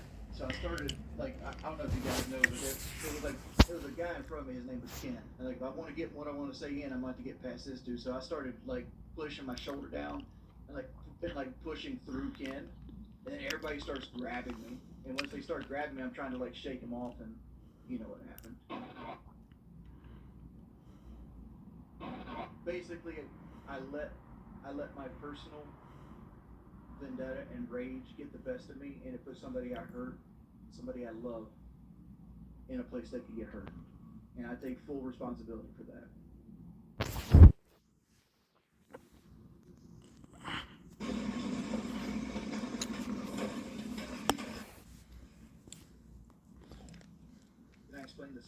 slap through you in the car. Well, calling it a slap is, I mean, I can see how you could call it a slap, but it's more of the sound. Get quality is good. Actual action. And that's more to do with anxiety than anything else. Like, we were in Atlanta, and Kelly was driving at, like, I just got done driving probably 6 hours. To work, dude. Whatever it might be. Stop And fucking I around. needed a break, and we were trying to make it from Myrtle Beach to Montgomery, Alabama in one go. But, like, after about 6 hours, like, all right, I need a break. So Kelly took over right around Atlanta. So we're in Atlanta, and, like, she gets into the heavy traffic. You've never been in traffic in Atlanta. Atlanta traffic's bad. It's not LA bad, but it's close, right? It's bad. You got, I hate to say this, so you got Hellcats going everywhere. Like, Hellcat's like the unofficial car of Atlanta. We miss an exit, and we get dumped off into one of the ghettos of Atlanta, a ghetto called Bankhead. If anybody's not familiar with South, Bankhead is not a spot you want to be in. Right? I mean, it's the middle of the day, so you're probably pretty safe. But it's one of those situations where it's like, okay, we're not in the greatest spot. And Kelly starts blaring on the horn. Somebody literally Kelly was at a red light, and somebody moved in front of her. She starts blowing the horn. I mean, she was just here. Maybe she'll explain what she was thinking about. And I'm like, Kelly, stop. And I tell her 2 or 3 times. Like, you don't see how many times I tell her to stop in the video itself because it's kind of cropped, but she just keeps getting on the horn. So I reach over and I go, stop. It's like that. Like you can almost hear the sound. It was an aggressive manner, but it was nothing that was going to hurt her. And everybody claims oh, you hurt her because she was rubbing her arm, but it was not coming from a place of it wasn't coming from a place of I want to hit you or anything like that. It just looks bad. She's been a trooper about all this. I think she's got dogged on more than I have with this situation. Because, basically, I don't want to get into that. But basically,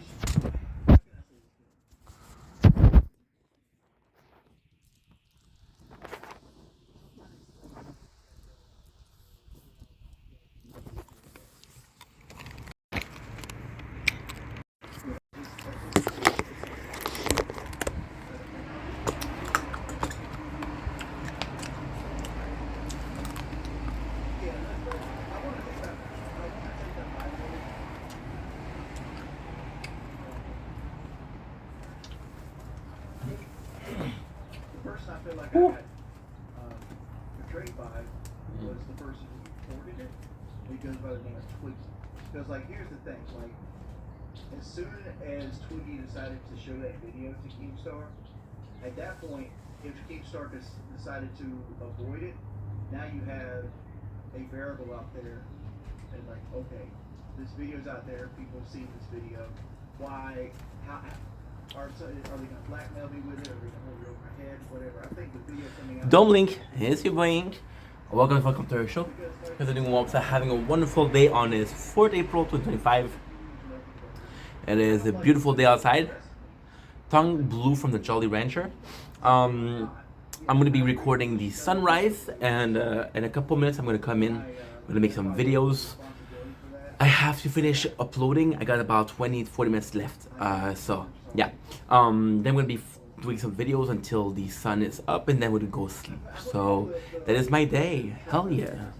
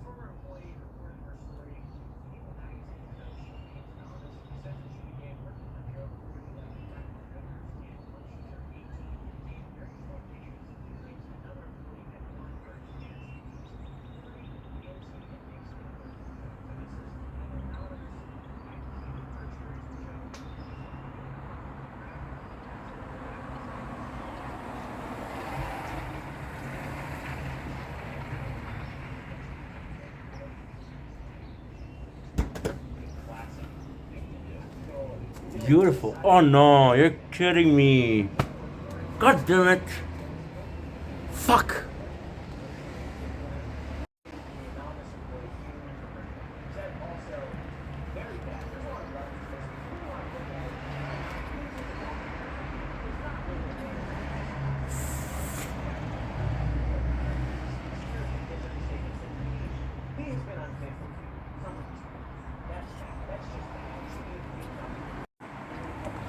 Don't blink, it's your boy Ink. This is doing Mobsa, having a wonderful day on this 4th April 2025. We are finishing to upload, we're almost done taking notes. We're doing a little bit of work. I was supposed to film since the very beginning of the sunset. This is part 2 because the first part, again I made a mistake.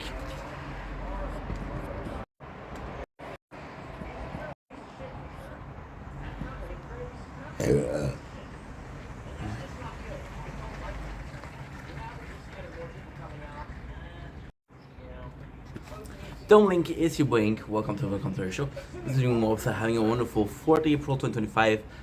It is a beautiful sunrise outside. This is part 2 because the first part we filmed, there's 20 minutes of my door. So instead of turning the camera, I'm filming the door. Oh, fuck. However, it is still very early. We're still gonna get a beautiful sunrise.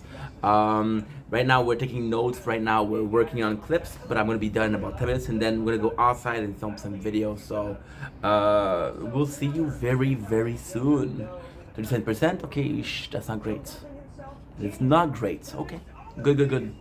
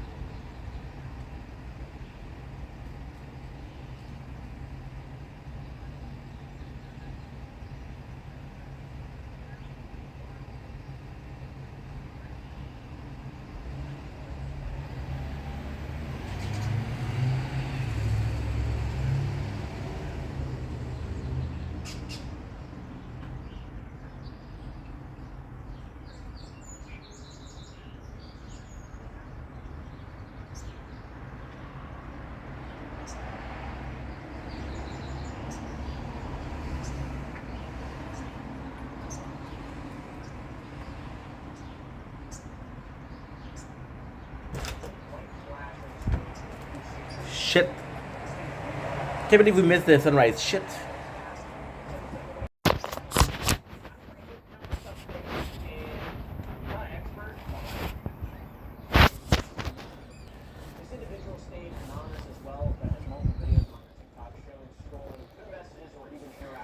Please. Oh, you're too hot. Calls you received from Murray and Joe is there too, by the way.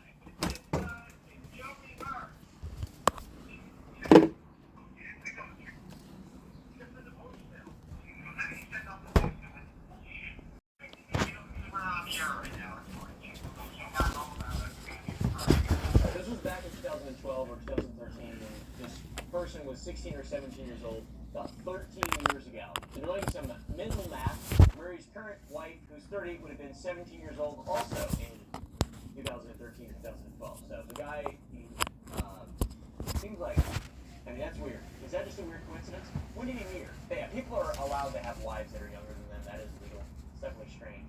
Can be, at least.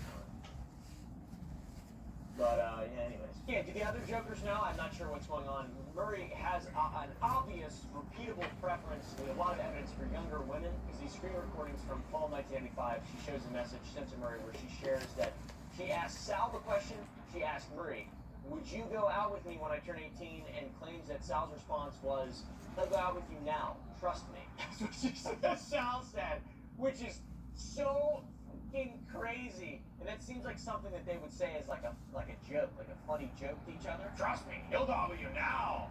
And it's like, oh, that's that's not funny. That's crime, Sal. That's not funny. That's not a message from Sal that we're shown, just to be clear, but that is an alleged message that may have been said by Sal. I would believe that. It seems like Murray is a kind of a freak.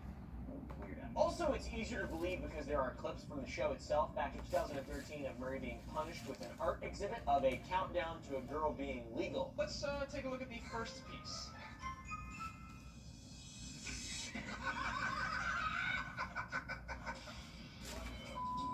And Oscar Wilde said, life imitates art far more than art imitates life. And I don't know which side of the coin that falls on. So, yeah. There's also more episodes of Impractical Jokers being pulled right now as we speak. They're trying to fix their image. True TV's like, listen guys, we're the biggest loser to be real, to put all our trust in you weird freakazoids. The whole situation is insane because of how massive these guys are. They've been massive for such a long time. They have such large platforms. They're so beloved by so many people, and they're old. They're older dudes. It's not like they're young, rock stars who are going to make some mistakes or whatever. These are like old married men.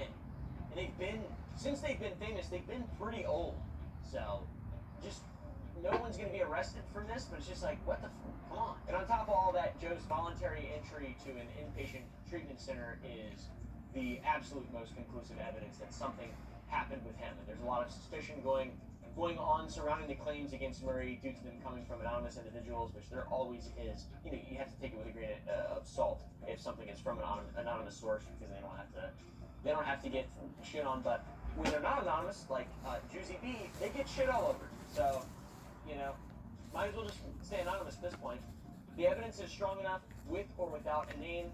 You really need a name. Plus, it makes sense to me, kind of, when if you have evidence and you have like real proof of something happening, that you would maybe not want the thing you're known for the rest of your life to just be the person who was had a negative victim relationship with someone. Like, you don't want to be Monica Lewinsky or somebody else who was famous because of the situation that they were in, an inappropriate situation they were in. So it makes sense. A lot of people just say, well, you're anonymous, which means it's completely valueless. Your claim is completely valueless. That's just not true. Use logic for a moment and the internet and how unreasonable the internet is. And also just look at Juicy B on TikTok, just getting shit all over for coming forward. Just because people like these people. I mean, you're obviously going to have built-in haters. Because a lot of people just don't care at all about this type of stuff. And we're back to part 2 of the Sunrise press the like button, 4th April and 2025. hopefully no more The reality is, I'm filming outside today. I don't have enough battery, so I had to fix it. I wasn't planning on filming today.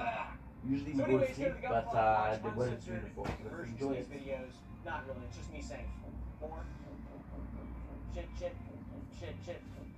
Go to Sourdough.gg, buy some candy, and yeah, support local farmers. Why not?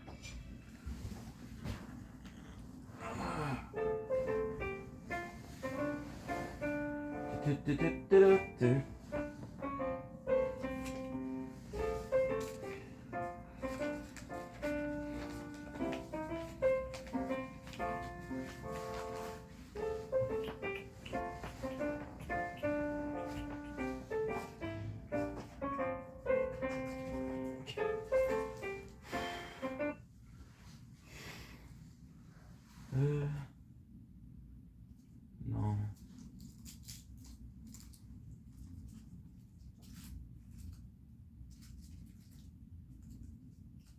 Wrong again. Alright, I'm gonna try and recruit this guy.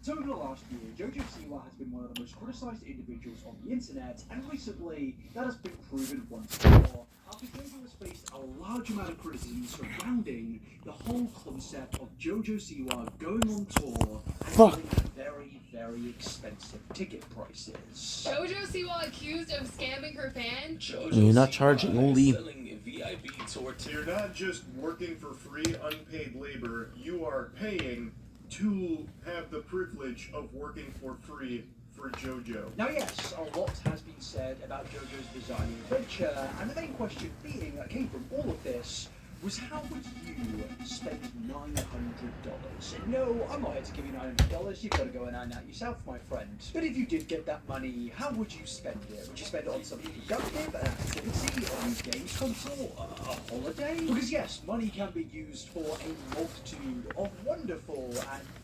I don't know what my editor just put there. Money can be spent on a lot of wonderful things. Money basically keeps the world on spinning. But at the end of the day, money is obviously a bit of a difficult thing to come across nowadays. I mean, especially with all the things going on in the world, tariffs and everything, things just being overly and extremely expensive.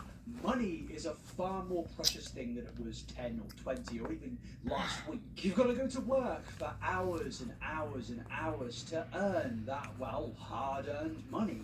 And then you've got to pay the bills. You've got to buy your pet some dog food or cat food. And then you've got to spend it on a load of various other expenditures that just come from day-to-day life. And eventually that $900 will go down lower and lower and lower, and you'll be left with a very insignificant amount. It's just a reality of the world. But let's just say you've worked extra hard and you do now have $900 in your bank account. How would you spend that? Because right now, you can spend that on a $900 VIP ticket to see Jojo Siwa set up her stage and ask her a few questions. And yeah, the internet is rightly angry, but maybe just confused. Because look, the world is constantly changing, you know, things are getting more expensive, and I feel like if you're the average concert goer, we all know how expensive ticket prices are getting right now. Let's just go to the comment section right now and comment what gig you last went to and how much it costs, and just allow the other commenters to just truly understand how expensive things are getting. Because yes, things are getting ridiculous, but I didn't quite think they were getting $900 ridiculous. And yes, the internet right now has been going into absolute uproar surrounding these tickets and everything to do with them. And it has led to a lot of questions and just concerns, and mainly, what actually is this tour? Is it actually worth the money? And is this a scam, like some are calling it? Well, my friends, that is why I, Fraser, your humble guide, am here today to really explore all of these questions and really work out what is this new bizarre adventure that JoJo is going on? What actually is this tour in the life and world of Jojo Siwa? And is it really worth it? Because yes, we've seen the reactions, we've seen the obvious it's crazy that it's $900, but today, I want to get to the bottom of everything. I want to go through the tour, the general ticket prices, the VIP prices. I want to really understand what the average, you know, Jojo Siwa concert goer is going to get from this, and really just work out, is this whole thing a scam? We're going to be doing calculations. We're just going to be working out everything to do with JoJo's Bizarre Adventure. I've got to stop making that joke, haven't I? I've got to stop doing it. But yes, we're here to really work out what actually is the JoJo Siwa tour. But before we do that, I need to announce my tour. My friends, today I'm offering you an exclusive opportunity to go on a major tour of just kind of scrolling down a little bit. There's like a little button you can pick. It says subscribe, and once you click on that button, you are going to be able to go on a wonderful, beautiful tour of exploring my YouTube channel, all at the cost of $0. So, if you want to subscribe, please do so, because also with it being $0, you could also just unsubscribe a moment later if you really wish to, but that would hurt my feelings. So please, if you could, subscribe, like this video, and comment down your favourite internet influencer scam. Thank you. So yes, with that, we need to get into the beginning of today's story, and that is the recent announcement that yes, JoJo Siwa is indeed going on tour, and she's got a little old video to show us and explain to us what this all really is. Let me make a proposal here. You, me, this summer, party. Now I'm immediately getting the understanding of why this tour is costing $900, because JoJo Siwa seemingly cannot afford an actual functioning microphone. This is something I've never really understood about influencers who are like multi-millionaires. I'm not a multi-millionaire, yet I managed to own a microphone. So why can JoJo Siwa, someone with a massive production team backed by billionaires, is a millionaire herself, not afford a microphone that isn't echoing ridiculously? It kind of reminds me of what, okay, maybe it's a bit of an obscene comparison, but do you remember when Tana Mojo made that apology in like 2020, and it just kind of seemed like there was like aeroplanes going over her in the background? First and foremost, I want to apologize for how long this video has taken. There is no excuse, reason, or thing I could say to make that okay, and I want to take full accountability for that. I don't understand why influencers just can't invest in microphones and production. But yes, maybe this is an understanding to why the ticket prices cost so much. I'm sorry, I just needed to rant about influencers' poor production quality. Hear me out. I am so excited to be going back on tour. JoJo Siwa Live, I can't even believe it's happening after 3 long years. There's going to be a concert, and you're going to hear all the songs, new songs, old, and then we're going to go into a bit of a fun party, and it's going to be so immersive, and there's going to be crowd interaction, there's going to be games, there's going to be a deep... I love like the crazy immersive thing that she's offering her is just her dancing in front of fans. Like there isn't actually any explanation to what this crazy party immersive experience is, and as you're going to notice as we go further through trying to work out what actually is this tour, we're never actually going to get a full conclusive answer. We've kind of got to piece everything together. But yes, JoJo clearly has stated here that there's going to be songs, there's going to be music, and then there's going to be a big old party. Is JoJo going to be, getting a bit drunk again? Maybe, but let's continue. Can't tell you too much about the show because I want it to be a surprise, but I promise you it's going to be a night you will never forget. So yes, JoJo Siwa Live is coming to a neighborhood near you. I'm incredibly sorry to announce. But yes, it seems that this went down tremendously. As you can see in the comment section here, why do people actually want to go to this? JoJo's going on tour, crying emoji. I want an apology video with tears and a ukulele. Now that is incredibly ironic because JoJo Siwa actually did recently feature on Colleen Ballinger's podcast. Yes, that's Colleen Ballinger. But she's quirky, she's fun, and she's JoJo Siwa, so we can put that aside. And as you're going to discover as we go further into this tour, other heinous and terrible individuals may actually feature at JoJo Siwa Live. Now, taking away the controversy for a second and just focusing on the tour, an influencer going on tour isn't exactly a new thing. I think since the beginning of YouTubers even existing, they have gone on live tours because one, they're fun, they make money, and yeah, they're just an enjoyable experience for the influencer and the audience to interact with each other. I recently saw that our #1 mucker, Adam McIntyre, went on tour, and it seemed like a genuinely awesome thing. And, if content creators are able to interact with their fans in person and make a little bit of money on the side, I've genuinely got nothing wrong with that. Like, I should just clarify, making money is absolutely a fine thing to do. Don't come into my comment section, you guys, but making money, in my opinion, is fine to do as long as it isn't getting exploitative and completely out of pockets, which is obviously where this whole thing is going to lead towards. Because yes, as you all know, tickets are being sold for $900, but even when you go and look at some of the updated prices, some tickets are being sold for $1,000.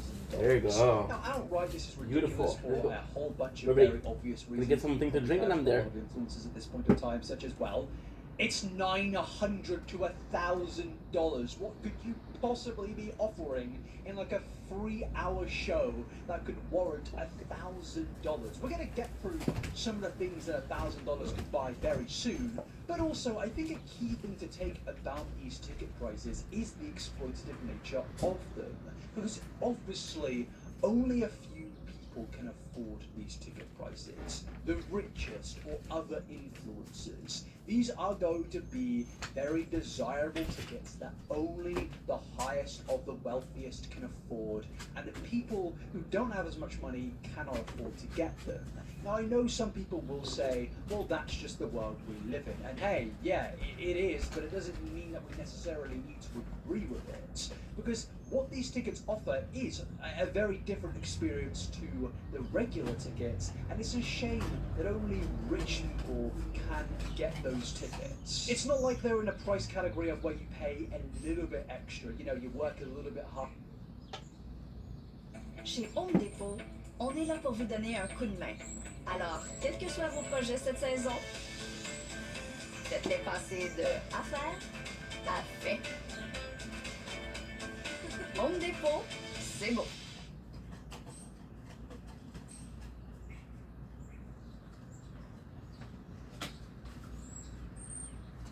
Je sympathise, mais ma banque ne sympathise pas.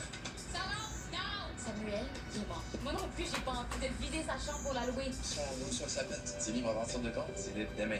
Je vous présente Farid, mes hommages. Ah, français. Vous croyez que ça va se bousculer au corps pour venir habiter dans votre salon funéraire, là? C'est pas le rêve de tout le monde d'intégrer la famille Adam, ça?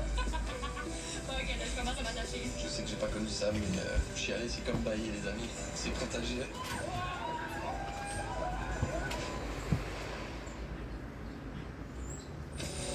Parce qu'un regard est une fenêtre sur l'âme. Parce que la poésie s'exprime dans vos yeux. Oui, la poésie. Quand t'as un problème de sécheresse oculaire, c'est surtout quelqu'un de compétent que tu cherches, tu sais. Octoréseau, on vous voit comme personne.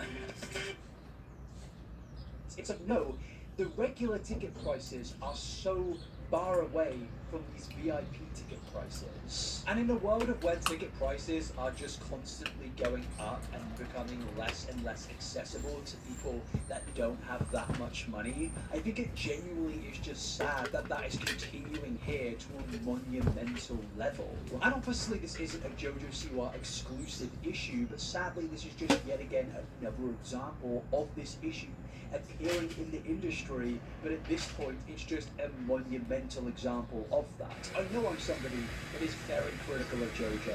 Like, yeah, do I think it's bad that she treats child stars horrifically on her own TV shows and outright abandons them? I mean, yeah, I do, and I think that does warrant criticism. Do I think it's horrific that she consistently defends individuals like Abby Lee Miller and Colleen Bad? Yes. Yes, and do I think it's bad that she continues to attack people who have suffered at the hands of those said bad people who profit on child stars being psychologically tortured on television? Yes. Yes, I do. But at the end of the day, this issue that we're talking about today is a widespread issue that can lead to a bigger conversation around these massive corporations and ticket companies exploiting fandoms, but also how the artists and actual influencers are equally exploited.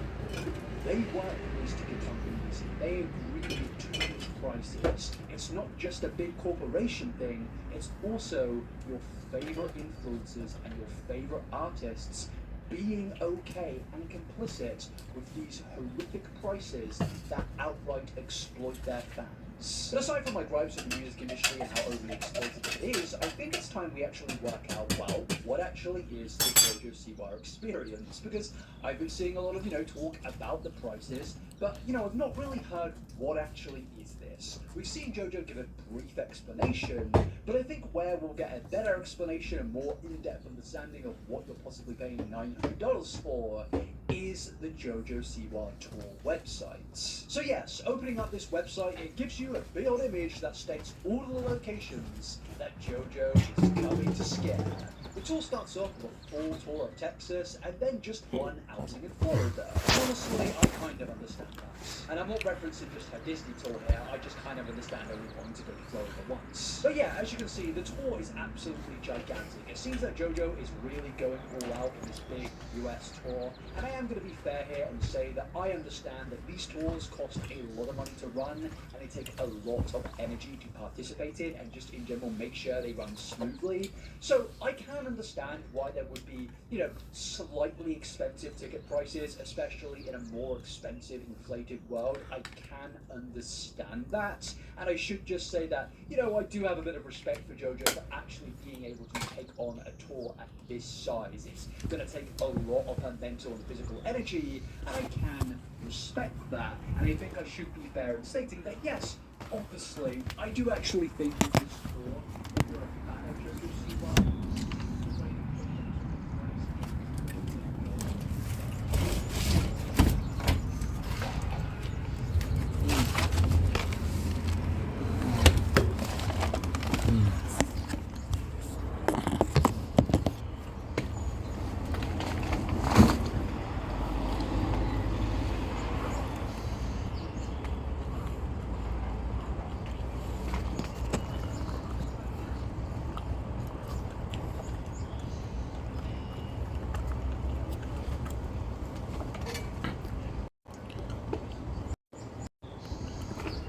Don't blink, it's your blink. Welcome to our show. We're doing well, upset, having a wonderful day. As you can see, we're very thrilled, very excited. Why? That's a really good question. Why am I so excited? Well, because we have the sunrise here. Now, it's technically not a sunrise. The sun has been up for about 40 minutes, but your boy needed to finish the work. So we finished the work a bit late. But I'm so excited because this is us coming back to being able to film outside. Now, I have made a couple of videos outside, but it comes at a it's nice, but it's also complex because we made some videos outside, but it wasn't really sure. Like, okay, well, is it something that we're gonna be doing daily? It's been raining a lot. It's been cold a lot, and also the fact that you plan them, right? So what I do, I like to plan my day following what we need to do. So for example, recently we've been more focused on gaming. I like gaming at night, but if we see this weather a lot, then we're gonna be more focused on the day. That way we're not only getting the sunrise, but the full sun, the full day, right? Which would be fucking phenomenal because again, this is what we're aiming for. This is what we're reaching for. It's not a necessity, but it is super nice to know that, yo, I'm enjoying this good weather and this is kind of pog, right? So right now, this is the first sunrise we do in almost 5 months. So yeah, I'm super excited. Anyway, I love you guys. Take it easy.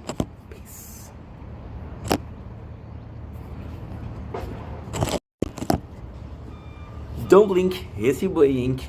Welcome to our show. Visiting Wobs, having a wonderful day on this. You know what? This is better. Yeah, this is better. Haven't filmed on the balcony in a while, so yeah. We have a wonderful sunrise behind us. I am so excited today because we're talking about Devil May Cry. So I'm gonna do a couple of videos. We're not gonna have a whole series about it, but we're gonna be doing at least 3 videos, which is why Devil May Cry, which is this video as an intro. It is usually a part 1. Yeah, so the reason I have to do that because I want you guys to coming in clean, coming in honest. A lot of people will watch this show because it's brand new, came out yesterday, and they'll pretend like, oh, I'm a huge fan of Devil May Cry. I'm actually a fan, and I'm not saying this as, yo, I'm better than you, but it's just to show that I'm not doing this for clout. I'm not doing this for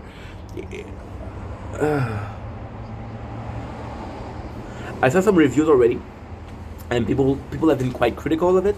I actually did like it, but I don't want it to seem like I'm kissing ass just because I love the series, or just because it is something that's trending right now. So here's the why. Gonna talk about my general feel of the series. Then we'll work on a little recap. We're gonna make something fun. So without further ado, here's the why Devil May Cry. So I made a couple of videos on the gaming channel for Devil May Cry. This is also one of the main reasons as to why I was so excited to do this. Is because as hard as it is to believe, I have 2 channels, and you would think that having 2 channels is easy to cross over, is the same guy behind the camera, behind the gaming, but it's actually quite hard. So a show like Devil May Cry, one of the first show, one of the only show that I've liked that I can watch, and I'm like, yo, this is also a game. There's a lot of shows, like for example Arcane. There's a lot of shows like, for example, Halo. There's a lot of shows. There's plenty of examples. If you have some suggestions, please let me know in the comments. That way I can watch those shows, because at heart I'm a gamer. I was a gamer my whole life. Lately a little bit less, because we're exploring life a little bit more. So we're going out. We're just exploring life a little bit more, right? And that takes away from the gaming, but you know, it's a love and hate relationship of fuck I miss you, but fuck I have gamer burnout. So Devil May Cry to me was a really, really weird relationship. A really, really weird. So I used to go to a daycare, and that daycare was run by a lovely woman who had 2 sons. Now her 2 sons were older than me, but were literal heroes. Because I like to believe that I was a gamer, but they were a gamer. They were truly gamer. Especially the oldest, Luc Alexandre and Dominic. They were super gamer. I remember as a kid, this is embarrassing to say, but we're talking about the 90s, early 2000s. I was afraid of the first boss of like Legend of Zelda. So like, okay, well, I don't want to beat it. Can you please beat it for me? And I was like, okay, sure. And they would do it in an afternoon. They were a gamer. It was fun. It was fun to talk to them because they knew their shit. And we're talking about way more gamer than I was. We're talking about they had a PlayStation. They had the Xbox. They were playing Oblivion. They were playing D&D. Some nerd type shit. But hey, I guess I'm a nerd too. And then what ended up happening was they had such a, especially the older, because the younger, yes, but the younger was kind of on his way out for gaming. So they had this weird relationship where they were close in age and they were doing everything together. But then the younger, which is Dominic, kind of have new friends and prefer playing music. He was in a band. So the old one's like, no, I'm still a gamer. And it was really weird because we were playing games like Kingdom Hearts. To me, that was fantastic. He was playing game like Final Fantasy X, which was fantastic. And then like I came to his house. He was playing Devil May Cry. Sometimes the 1, sometimes the 3rd one. And I look at the graphic and I look at the general feeling of the game, and I didn't get why he liked it that much. I didn't get it why he didn't like it that much. Back in the days, he was 20. I was possibly 11, 12, right? And I was like, it's not my type of shit. And I think something truly magical happened there, where he was like, well, my younger brother doesn't like gaming a lot. There's this guy I'm close with that likes gaming. I'm going to introduce him a lot of game. So he introduced me to games like Legacy of Kain, which again was great story, but aged poorly, sadly. Yeah, it did age poorly.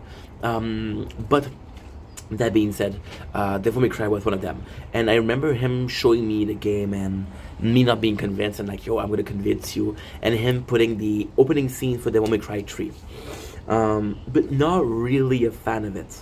I was, then years passed. We're talking about 4 or 5 years. I'm in last year of high school. I had the PS4, but my father's like, yo, I bought you the console, you're gonna buy your own game. So there was not a lot of store in Lachine.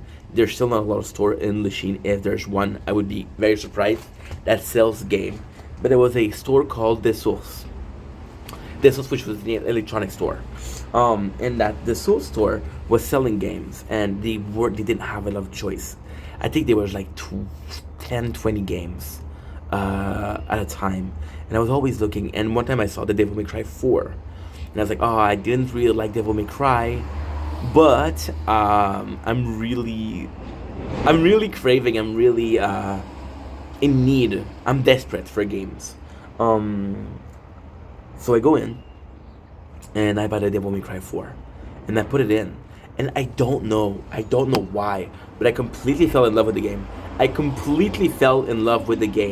To me, you're gonna understand why after. Just gonna put that on the charge, because as you can see, it's not charging, and it needs to be charged.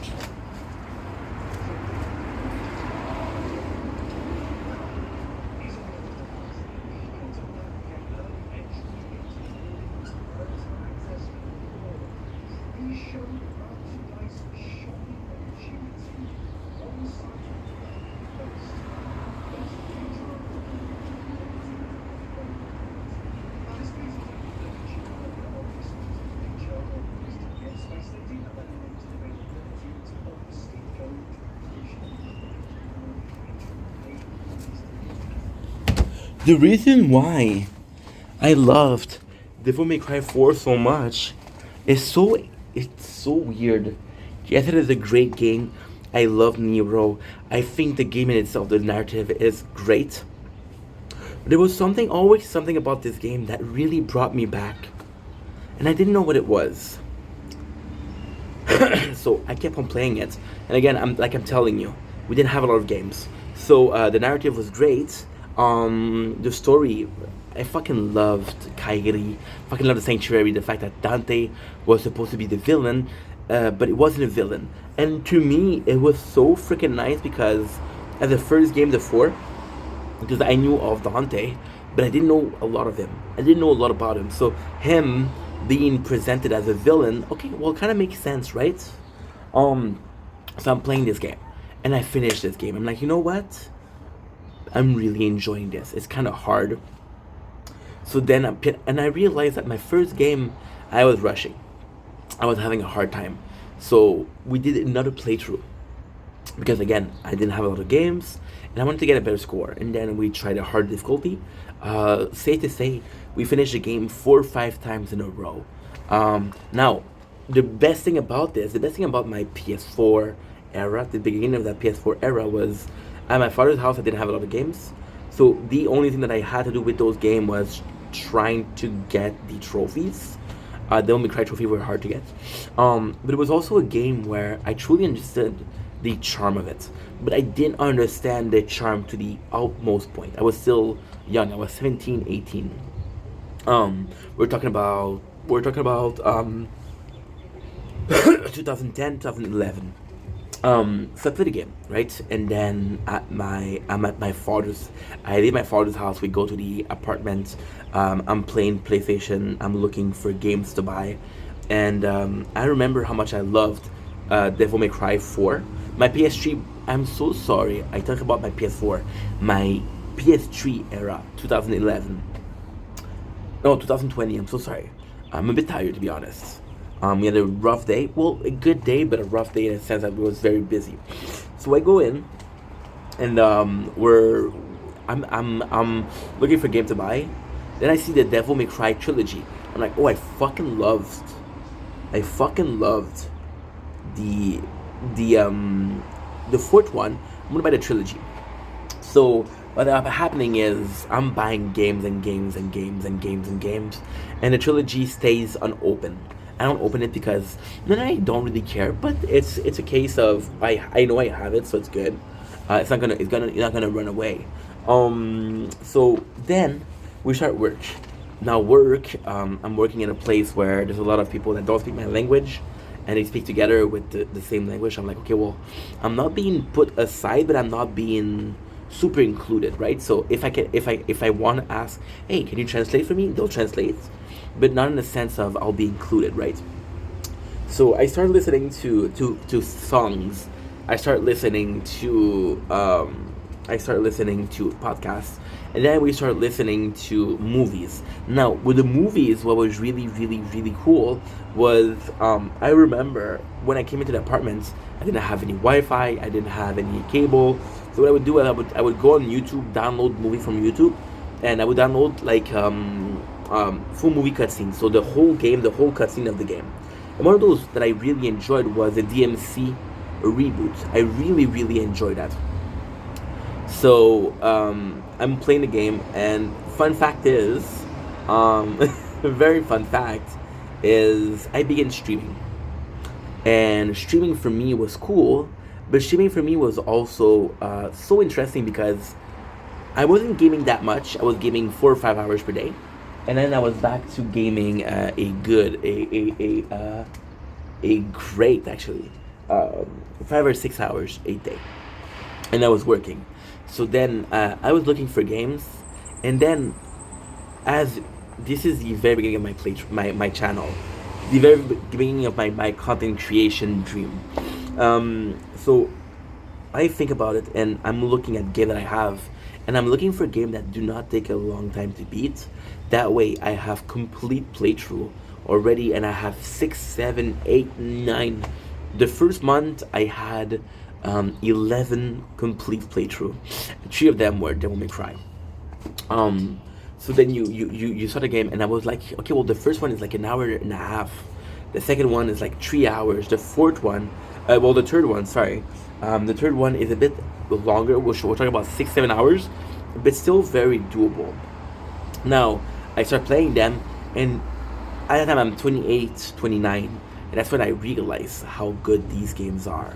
Now the reality of DMC and why they're so good is because there's such a universe building, right? But it's more than that. It's because we played games like Resident Evil, which is 3 or 4 hours, and it's a great time. And like, okay, well, I had a really good time.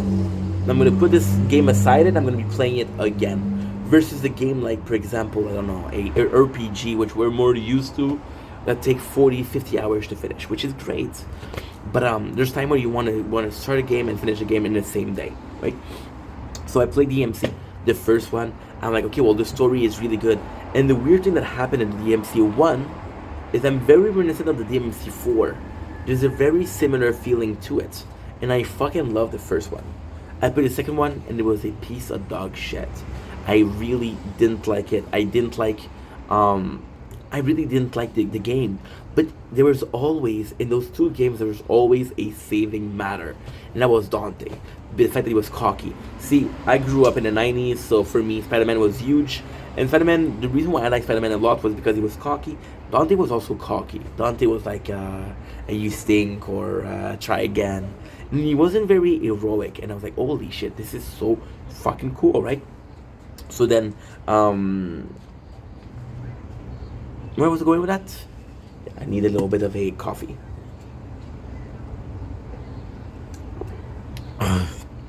Feels good.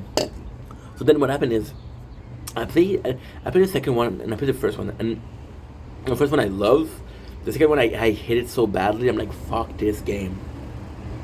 And then I played the third one. And the third one, remember what I said about my friends showing me the opening scene with the pizza, which we're going to talk about when I'm going to be doing the review. And I really fall in love with DMC3. It is a great game. I'm reminiscent of the first game. It happened so well. And it was just a good time. I'm playing the fifth one, and I didn't like it. I like the story of the fifth one. I like the mechanics of the fifth one. I don't like the character of V. I'm sorry. And I don't like the fact that you have microtransaction. I have to check because if the phone gets too hot, I will not be able to film. So I didn't like that. I didn't like the fact that it was microtransaction. That really didn't piss me off. It's bad. I fucking hate it. But it did bother me. It did bother me a little bit to a lot. So then I played the DMC reboot, and a lot of people didn't like Dante. I fucking love Dante in it. And to me, narratively speaking, I think Devil May Cry 1 reboot is the best one. Why is the best one? Because we get the backstory, we get the Nephilim, we get the fact that Dante's father is Sparda, which we knew, but we didn't know that much. We didn't know that his mom was an angel, right? And that's why it's a Nephilim. And I really, really enjoyed the first one because, again, it was the becoming of being a villain of Virgil, and the reboot. What he says, Virgil, isn't bad. He's like, yo, Mondos is gone. The world needs new leader. Let's be their leader. And Virgil, yes, the worst thing he does is he's willing to sacrifice Kate just so he and Virgil and he and Dante can survive. And I do like Kate, but at the same time, those Nephilim are super important, and there's only 2 in the world. So if one dies, like, okay, well, how do I beat Mondos, right? So that was something people didn't like. I didn't really mind. I like Kate, but I'm like, okay, well, the greater good type shit. And that's why I like the reboot. So all in all, the reason why we're reviewing Devil May Cry today is because I actually love the series. I actually like the universe of it, right? The fact that, and the craziest thing about Devil May Cry is the most important character isn't in the story. It's not Dante, it's Sparda. And the fact that there was a war with the demons, and the demon exists, and they're somewhere in the world. There's people hunting them, and you're one of them. And it's a really, really cool game. The fact that we have amazing side character like Lady. I love Lady. And I loved Lady from the 3rd game just because she was so cool. She didn't take shit. And she's the only one that didn't. See, Dante has this almost womanizer feeling to him, right? The first game, he likes the, I don't remember the bitch name. I don't like her. In the second game, there's the other hunter with the red hair. The 3rd game, it's Lady, which I fucking love. The 4th game is about Nero, but it's still Kyrie. And then the 5th game, there's not really a love interest, but still. I was super excited. The reality is, I was looking for a new... Okay, so the reality is, I just finished watching Shameless, and I just finished watching One Piece. I was looking for another series to watch. The problem that I had was, I watched One Piece in not the whole thing, but I watched from Arlong Pirates to the Skypiea in one go. And I watched Shameless from season 1 to season 11 very fast because I thought it was going to be finished. I thought it was going to be taken out of Netflix. So a show like Devil May Cry coming in 3-4 weeks after that, it was the perfect timing for me because I was craving a new show. And I just started to watch Brooklyn Nine-Nine, which is also a great show. But I'm like, okay, well, I'm not too deep in. I can watch something else. Also, Devil May Cry came at a perfect time. We're not really working right now. We're working with an agency, but the agency doesn't call us a lot. And the agency, what you have to do is you have to be very, very aggressive with it. You have to be like, yo, find me a job. And then there's other people that have family, and you're like, ugh, well, I'm taking food away from the table. It's different than when you're having your own job. It's like, no, I need you. If you're not here, fuck other family that are hungry. If I need you and you don't show up, the whole team is backed up. Versus the agency, well, if you don't go, the next guy's gonna go, you know? So I feel bad being super aggressive. So I was going to a job fair, and the job fair was yesterday, and the show came out yesterday. Today is the 4th April 2025. Today is the 4th April. Yesterday was the 3rd one. And Devil May Cry came out. I watched the entirety of the show in one go, and that is pretty much it. So then what we're gonna do is we're gonna do part 2. Part 2 is gonna be us reviewing it, or you know what? Part 2 is gonna be us doing a short on my thoughts of DMC because we did a long video right now. Let's do a short. Anyway, love you guys. Thank you so much for watching. Sorry about the long rant, but you know, DMC is a huge series. There's 6 games. Dante has been a character in a lot of games. For example, Shin Megami. There's a lot of game with Dante, and to me, Dante is, I don't know if people won't agree, but it's a gaming icon, you know?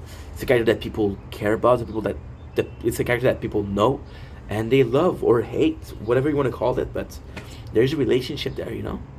Anyway, love you guys. Take it easy. Peace.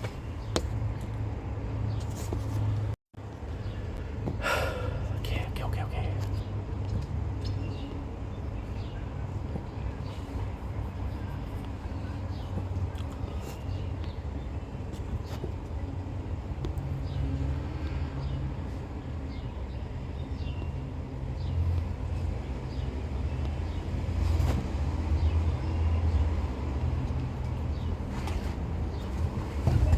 Okay, but now I'm gonna call my father. We're gonna let him sleep a little bit more. 1%, we're gonna type.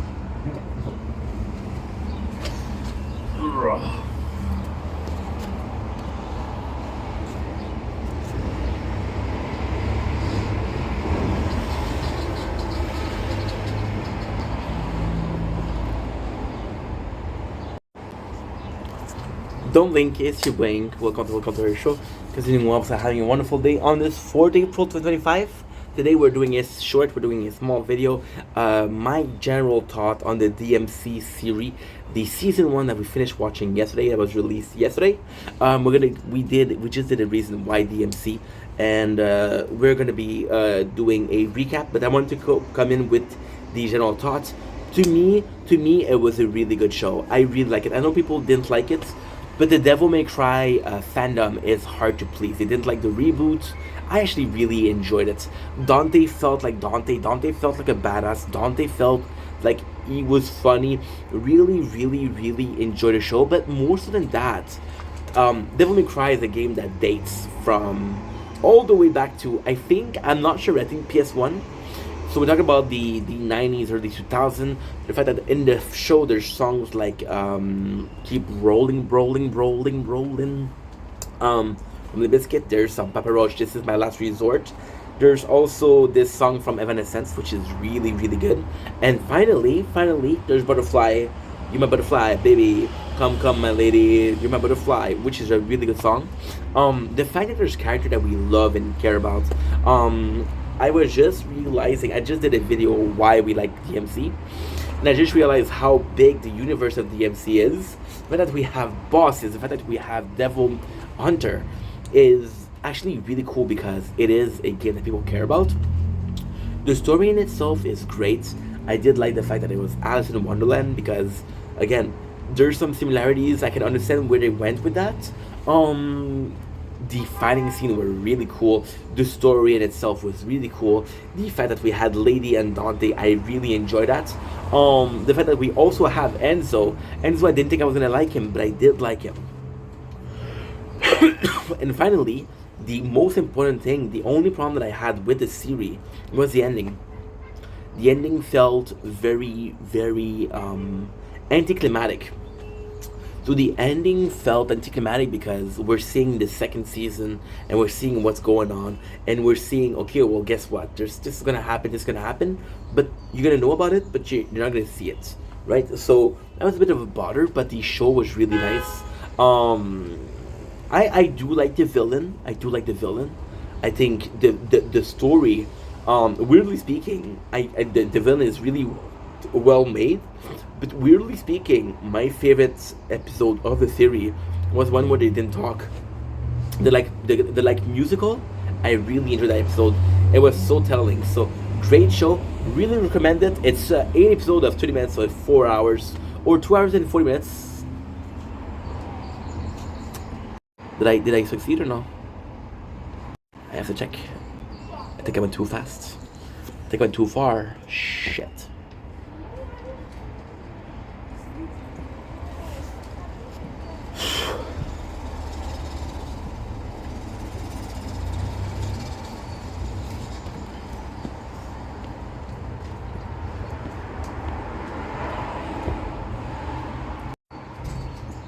Don't blink, it's your blink. Welcome to our show. Continuing Wobs are having a wonderful day on this 4th April 2025. We have the sunrise right here. It is currently 8 o'clock in the morning, 7:48. We're not going to argue about 12 minutes, are we? Today we're doing a super cool video. We're doing a short. We're doing my general thoughts on the Devil May Cry series, the animated series that came out yesterday on Netflix. I was super excited to see it. Just a video on why I love Devil May Cry. I'm gonna keep this short, that way people can enjoy it, and I'm not gonna spoil anything, which is great. So, my whole thought of the show, I fucking loved it. The season 1 was amazing. The fact that we had the character that we love, the character that we care about, the fact that we have an established Sherry that was done justice. I know a lot of people didn't like it, but I really did. The reason why I loved it is music. Devil May Cry is a good series, but it's an old series. We're talking about the late 90s, early 2000s with the PS1. The fact that they had songs like Limp Bizkit, Rolling, Evanescence, which is amazing. We had Papa Roach, Last Resort, and we had Butterfly, Crazy Town, which was really, really, really good. I do appreciate that. The fact that they were doing justice to the characters. So, for example, we have Dante, but we also have Lady. We also have a lot of demons that we know from the games, and they don't need a name, they don't need to be introduced, but just a simple cameo. Super freaking nice. The fact that we have bosses that we saw in here, the fact that the story is such a classic fucking, I just loved it. The fact that we had a Dante that felt like Dante, and I know people are very caring about Dante, but he felt like Dante. He felt like a badass. He was funny. It was just Dante-ish, right? The fact that we have a Virgil, the fact that we have a Alice in Wonderland kind of similarities, which is something that's really, really cool. But the 8 episode felt good. The combat scenes are nice. The story is nice. The ending felt a bit anticlimactic, but it was to prepare for season 2. The whole show was really fun to watch. I'm gonna give a shout out to the character that we care about, like Enzo. I didn't think I was gonna like him. I did like him. Lady, I fucking loved her. Even in the game, I loved her. My favorite episode is episode I think it's 6, the one where they don't talk. It's just a great episode because it gets so much of the backstory. The fact that we had Victim, which was I don't remember the name, Macon, I don't remember, but it was a really good story. I really enjoyed the story. I really enjoyed, once again, the world building, and I really enjoyed the fact that they were loyal without copying, but they were doing reference to a lot of things from the game. So great show that you can absolutely enjoy. This time. Okay, now we have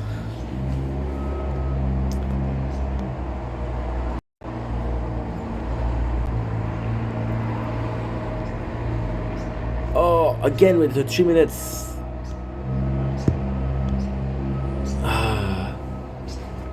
Fuck's sakes.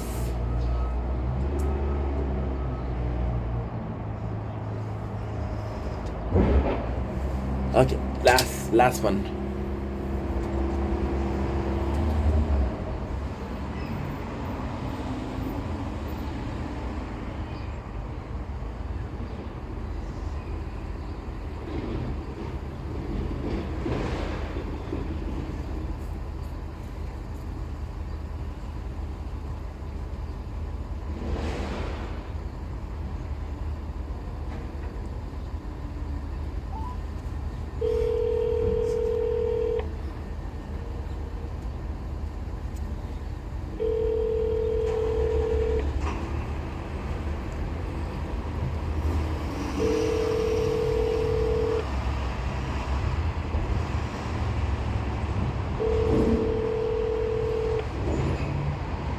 Votre correspondant n'est pas joignable pour le moment.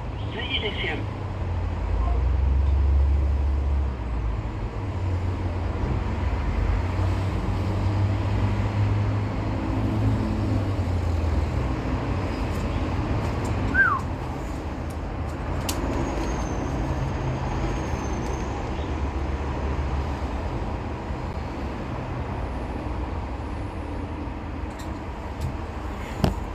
Hands in the air, but we don't care. Oh, we don't care.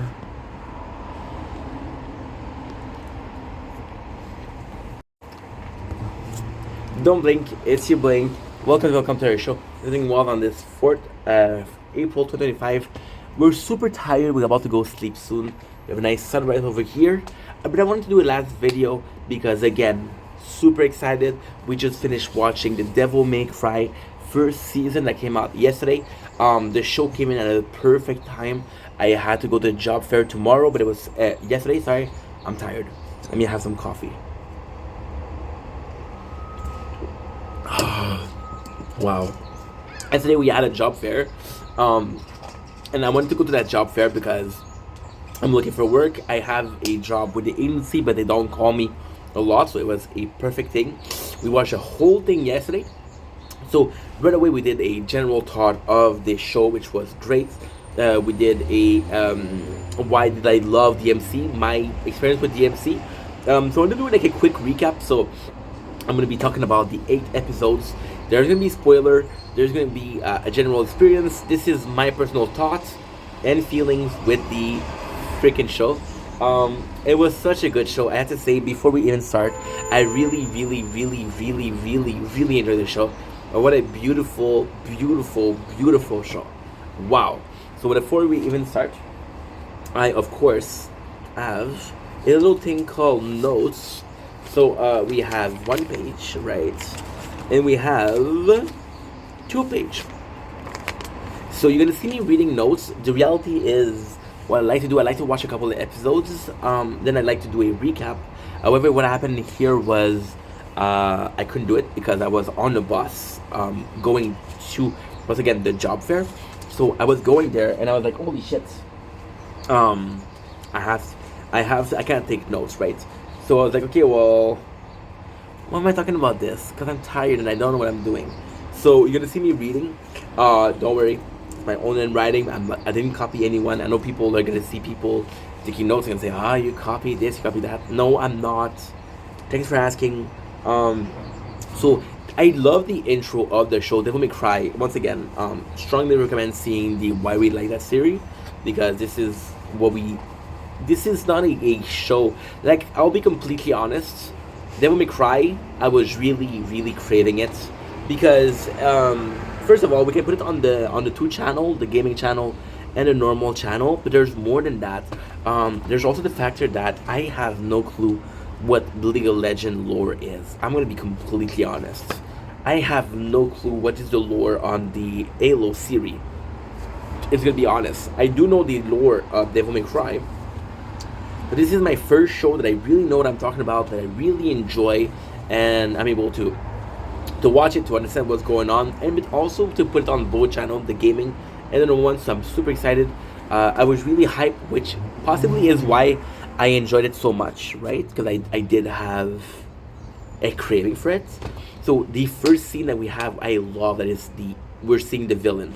We're seeing the rabbits, and it's such a cool scene because the world of Devil May Cry is devil.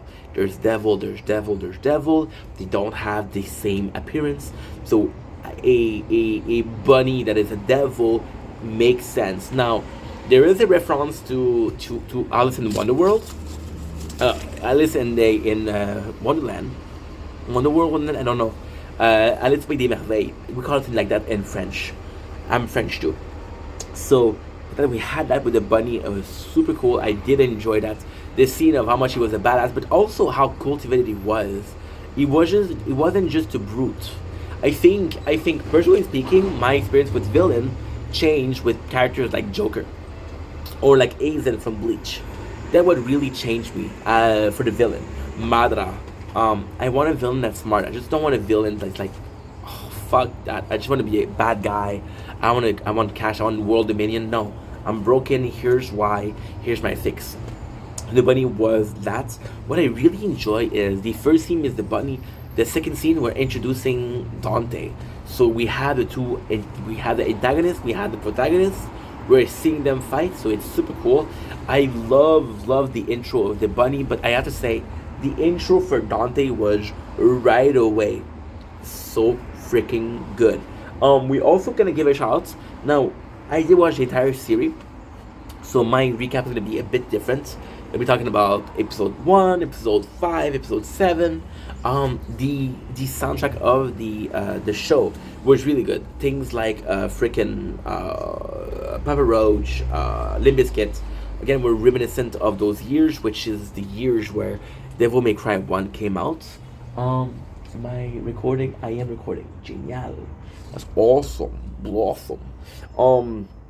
Yes, that was super cool. I really, really did enjoy that. What's next? See, this is my last video today. I should have done this at the first, but we just finished watching it, so I didn't really have a choice. The song choice is really good. I really like the intro, the fact that we're seeing the weapons of Dante. I think a lot of people appreciate about Devil May Cry. They appreciate about God of War, which are similar games, so definitely something that I love. Dante sounds like a badass here. The Dante, I have to say, I really enjoy the Dante, the representation of Dante. He feels like a badass. He feels funny. I absolutely love him. This is what I love about Dante. So that's really, really, really cool. So we have the right away Sparda. I love the fact that also when the villain talking, we have the introduction of Sparda. Sparda is the nucleus, the genesis of the whole world of Dante, and I really enjoy their representation of Sparda. We learn so little about Sparda. We get so little information, but this is like that in the game also. And the fact that so in this series, what they did really good, was usually what happened is the devil we're gonna be conquering the world, so Sparda closing the door was a blessing. But in this one, they really hate Sparda. People hate Sparda, but what we're seeing is there's also victim to his action, and I do appreciate it. I do appreciate that because it feels more. I do like Sparda, but do I think there's such a character that no matter what he does something good? Is there a character that is without flaw? I don't think so. That's why I love this interpretation of Sparda. Next on the list, we have Dante intro, super cool scene. What I really appreciate that is we're seeing the demon, right? And then we have a guy on the radio who's saying, oh, the demons are here. And what I love about that scene so much is because they're showing that scene, and people are laughing at him to say, oh, he's fucking crazy, right? No, it's not crazy. Because after that, we have a scene with the government that confirm what he's saying. So that's what I really, really enjoy, because it's even Dante is able to see the demon, but even if you look at the Devil May Cry remake, people are not able to see the demon except for Dante or Virgil or Kate. But those people are special. The people are not able to see the demon, and that is something that is truly, truly cool about the show. We see a bunch of the Devil Hunter, super cool. So they're saying like, no, listen, we got this bunny, he killed a lot of people. We need he's a demon. We need a demon hunter. Now, what I like about this scene is they do cameo with demon hunter that we saw before. There's a girl with the red hair from the second game. There's Constantine, which is super cool. Constantine finally tells them about Enzo. I have to give out a shout out to Enzo. Not my favorite character, but top 3, easy, top 3. Enzo comes in as this coward. Enzo comes in as this pieces of shit that you're not supposed to like. However, the way he treats Dante is actually super kind. He's super nice. And even then, when he betrays Dante, it's like, yo, I sold you out. You understand why he did it, right? It's nothing personal. It's just business. With Enzo, what I love is that actually we care about Dante. There's the part of him that like, yo, I care about you. And the fact that at the end he sacrificed himself for Dante, I really did enjoy that. And you see Enzo also possibly not the best character.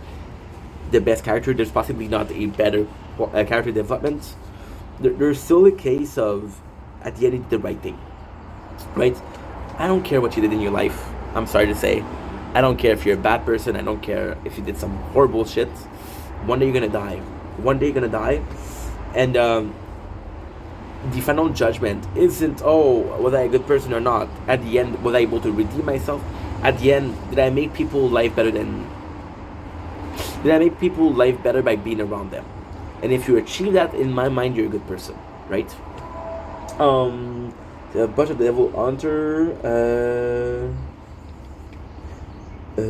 Oh yeah, we had the fucking diner scene, and the diner scene was so cool. So we have Dante enjoying a ice cream, and the scene in itself was really cool because this is the very first time where you see how strong Dante is. We have a cool scene where he's taking people, he's showing them around, and he protects people. But to me, it was reminiscent of the Devil May Cry, the third game, when you're starting and you have the office and he's enjoying a pizza, and then the demon come in and they fuck up his pizza, they fuck up his ice cream. Was a really cool scene. Really, then again, I think that's the problem. That's the best thing about Devil May Cry, the animated series, but that is the worst thing also. So the best thing is, if you play the game, there's a lot of Easter eggs, a lot of cameo, a lot of fun that you really enjoy. If you didn't play the game, you won't get that, and I feel like you're missing out if you didn't play the game. So nice. We meet Enzo, which is nice. We get Sparda. We get a lot of backstory, the Sparda backstory. However, and it's super cool. It's super cool. I love this Sparda backstory. So in my mind, we had so in my mind, the introduction to Sparda was Devil May Cry 1, which are saying like, oh, there was this demon. He decided to go against. In my mind, there's such a cool thing with Sparda. Now that we know so little about him, it's so cool. In my mind, we had two versions. Okay, he was a demon that went against his king, and then he sealed out the demon world. He's a fucking hero. And then my second, which is my favorite, where he fell in love with the mother of Virgil and Dante, which is why they're Nephilim, and he was willing to sacrifice himself for them. That's what I really enjoy. And this one, what I really, really enjoy, this is basically my favorite backstory. So Sparda was one of the strongest demon, and he was serving Mundus. Mundus, who is one of the king of the hell, if you will, and the king of the hell. And what is really beautiful about that is that he saw the action and he was like, no, that's not me. So we're getting a Final Fantasy IV Cecil. We're getting a Thor and Vinland Saga. We get a guy who see the action that he's doing, and it's like, no, that is not. We shouldn't do that. No, this is not. Let's stop this. So he goes against Mundus, and I really, really enjoy that. But there's also this hatred for Sparda. And in this series, spoiler, once again, we watch a whole series. I'm not gonna go in order, but also what is really cool about Sparda here is we explore the consequences of his action. Not everybody in the demon world were bad. Not everybody, you know. He sealed them off. People hate Sparda. He spare the human life, but he doom all the demons, right? So we have this, we have that. Get the Sparda backstory. We got episode number 2 already. So the first thing we do is we meet Lady. Now, Lady is special. Lady is very special. So she introduced in the third game as the daughter of a demon, well, a father that became a demon and decided to sacrifice a mom, right? So we don't have a lot of information on her. However, we do know that she has 2 different eye colors. So when you see her, the first thing they show is the eye. And then you're supposed to say, well, okay, this is Lady. But Lady, again, I'm going to be an asshole and say I did like Kyrie, but not that much. I didn't like Trish at all. And the second game of Devil May Cry, I didn't like. So no matter how much I like the Demon Hunter with the red hair, I don't really care. I do like Lady though. Lady to me is a good character. So the fact that we had her, the fact that she's so important in there, I do appreciate. So we meet Lady. We have the Darkom. Darkom to me is something beautiful because, yes, Dante.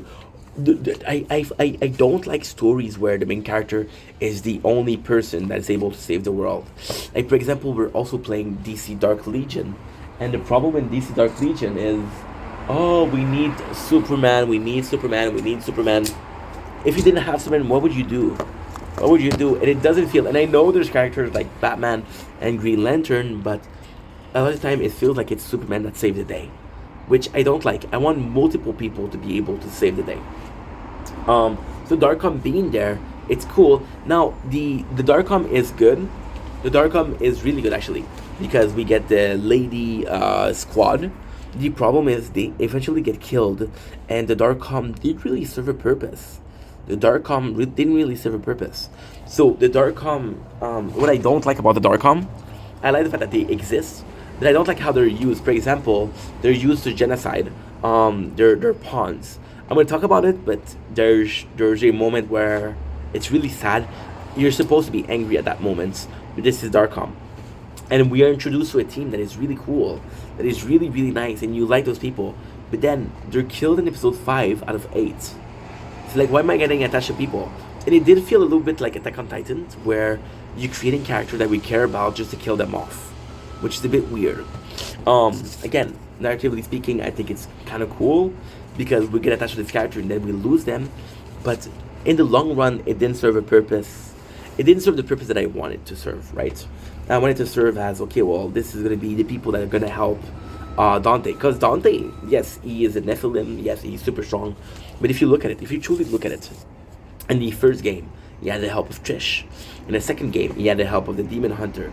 In the third game, he had the help of Lady. In the fourth, we're talking about Nero. Nero still had help. He still had the help from Dante himself. In the fifth game, we have Dante, we have V, and we have Nero. Right? So Dante, yes, he is strong, but he's not alone, which is something that I appreciate. Darkom, Dante, see Enzo. See, now we have the Dante, once again, when Enzo just sold him out. And it's kind of cool because you can see that Dante is disappointed. You can feel that he's disappointed, but he's not surprised that he's not mad. It's like, I kind of knew that you were going to sell me out. And Enzo's like, yo, I'm sorry, kid. I'm sorry, kid. And then there's this amazing moment where Enzo say, I wouldn't take a bullet for you. I'll take a blade for you. Because if you know how Enzo died, this is exactly the way he died, which is really cool. And it's a small moment, but it means a lot. Enzo, it's weird. Enzo, it's really weird because you're supposed to hate him. You're supposed to see him as a coward. Oh, he's boring. Oh, he's not a good dude. But there's instances where Enzo is kind of cool. And you're like, okay, well, I kind of like Enzo. Why am I liking Enzo? Right? And then at the end, he redeemed himself, which is beautiful. We see Dante in style. Though, when the second episode fight, is possibly my favorite. So, he is surrounded by people. And you see Dante being freaking Dante. So, for example, there's a moment where they go in and he's fighting them off and he's shooting with Ebony and Ivory, which is really cool. But the really cool scene is he goes and he's so fast and they're like here, they're shooting. He's here, he's shooting.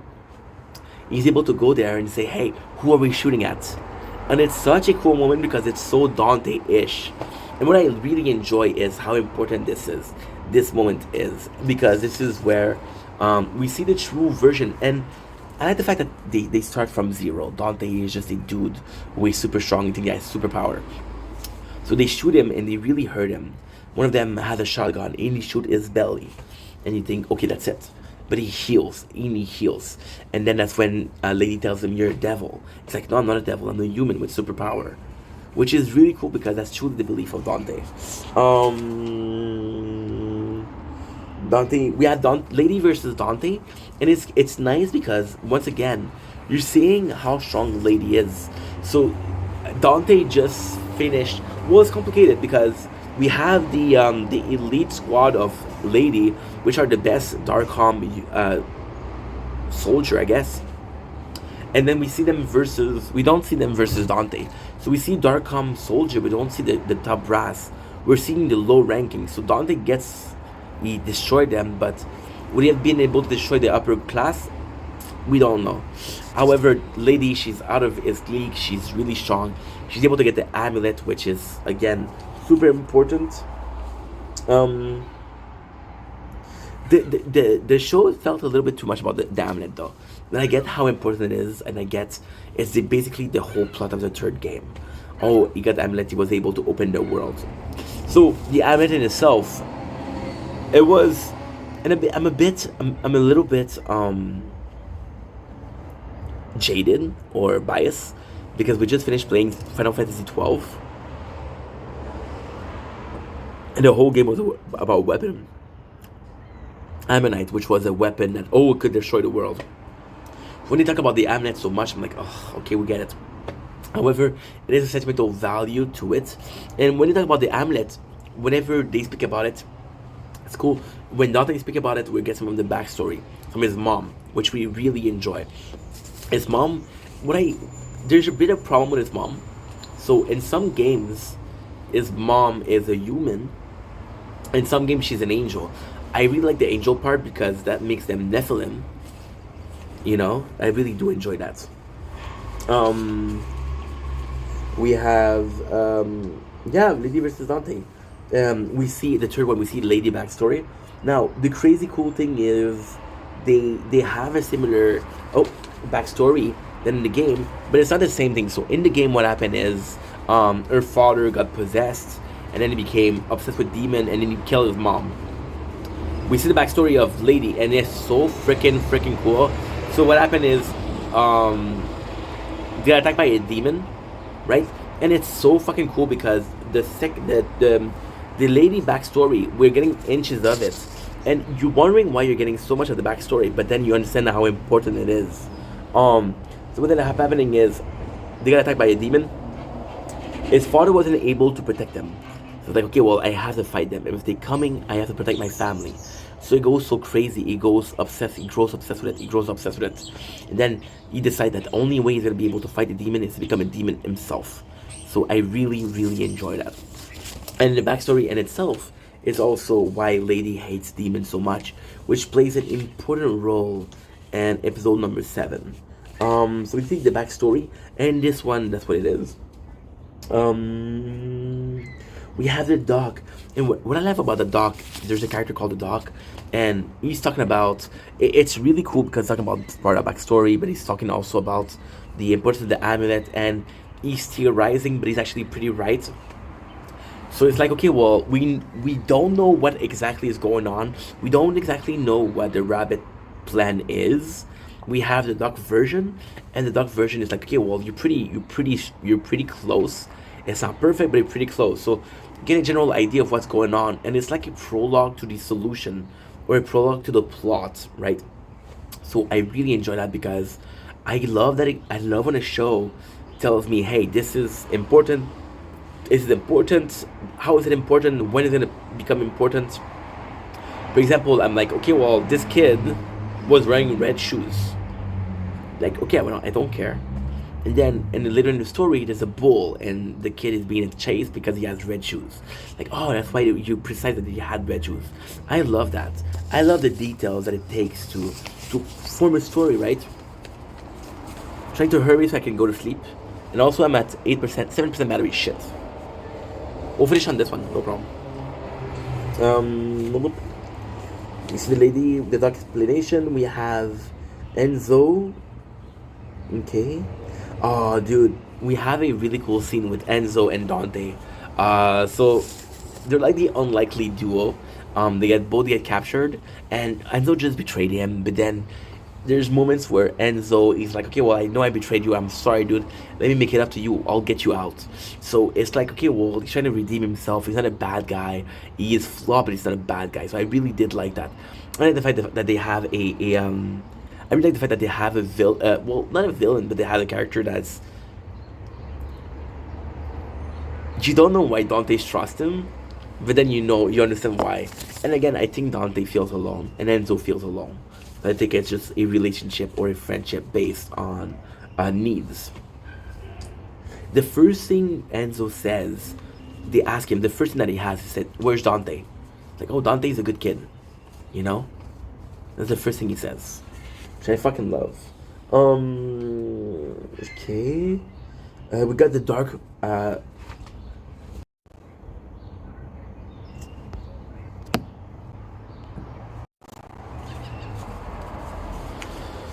Okay.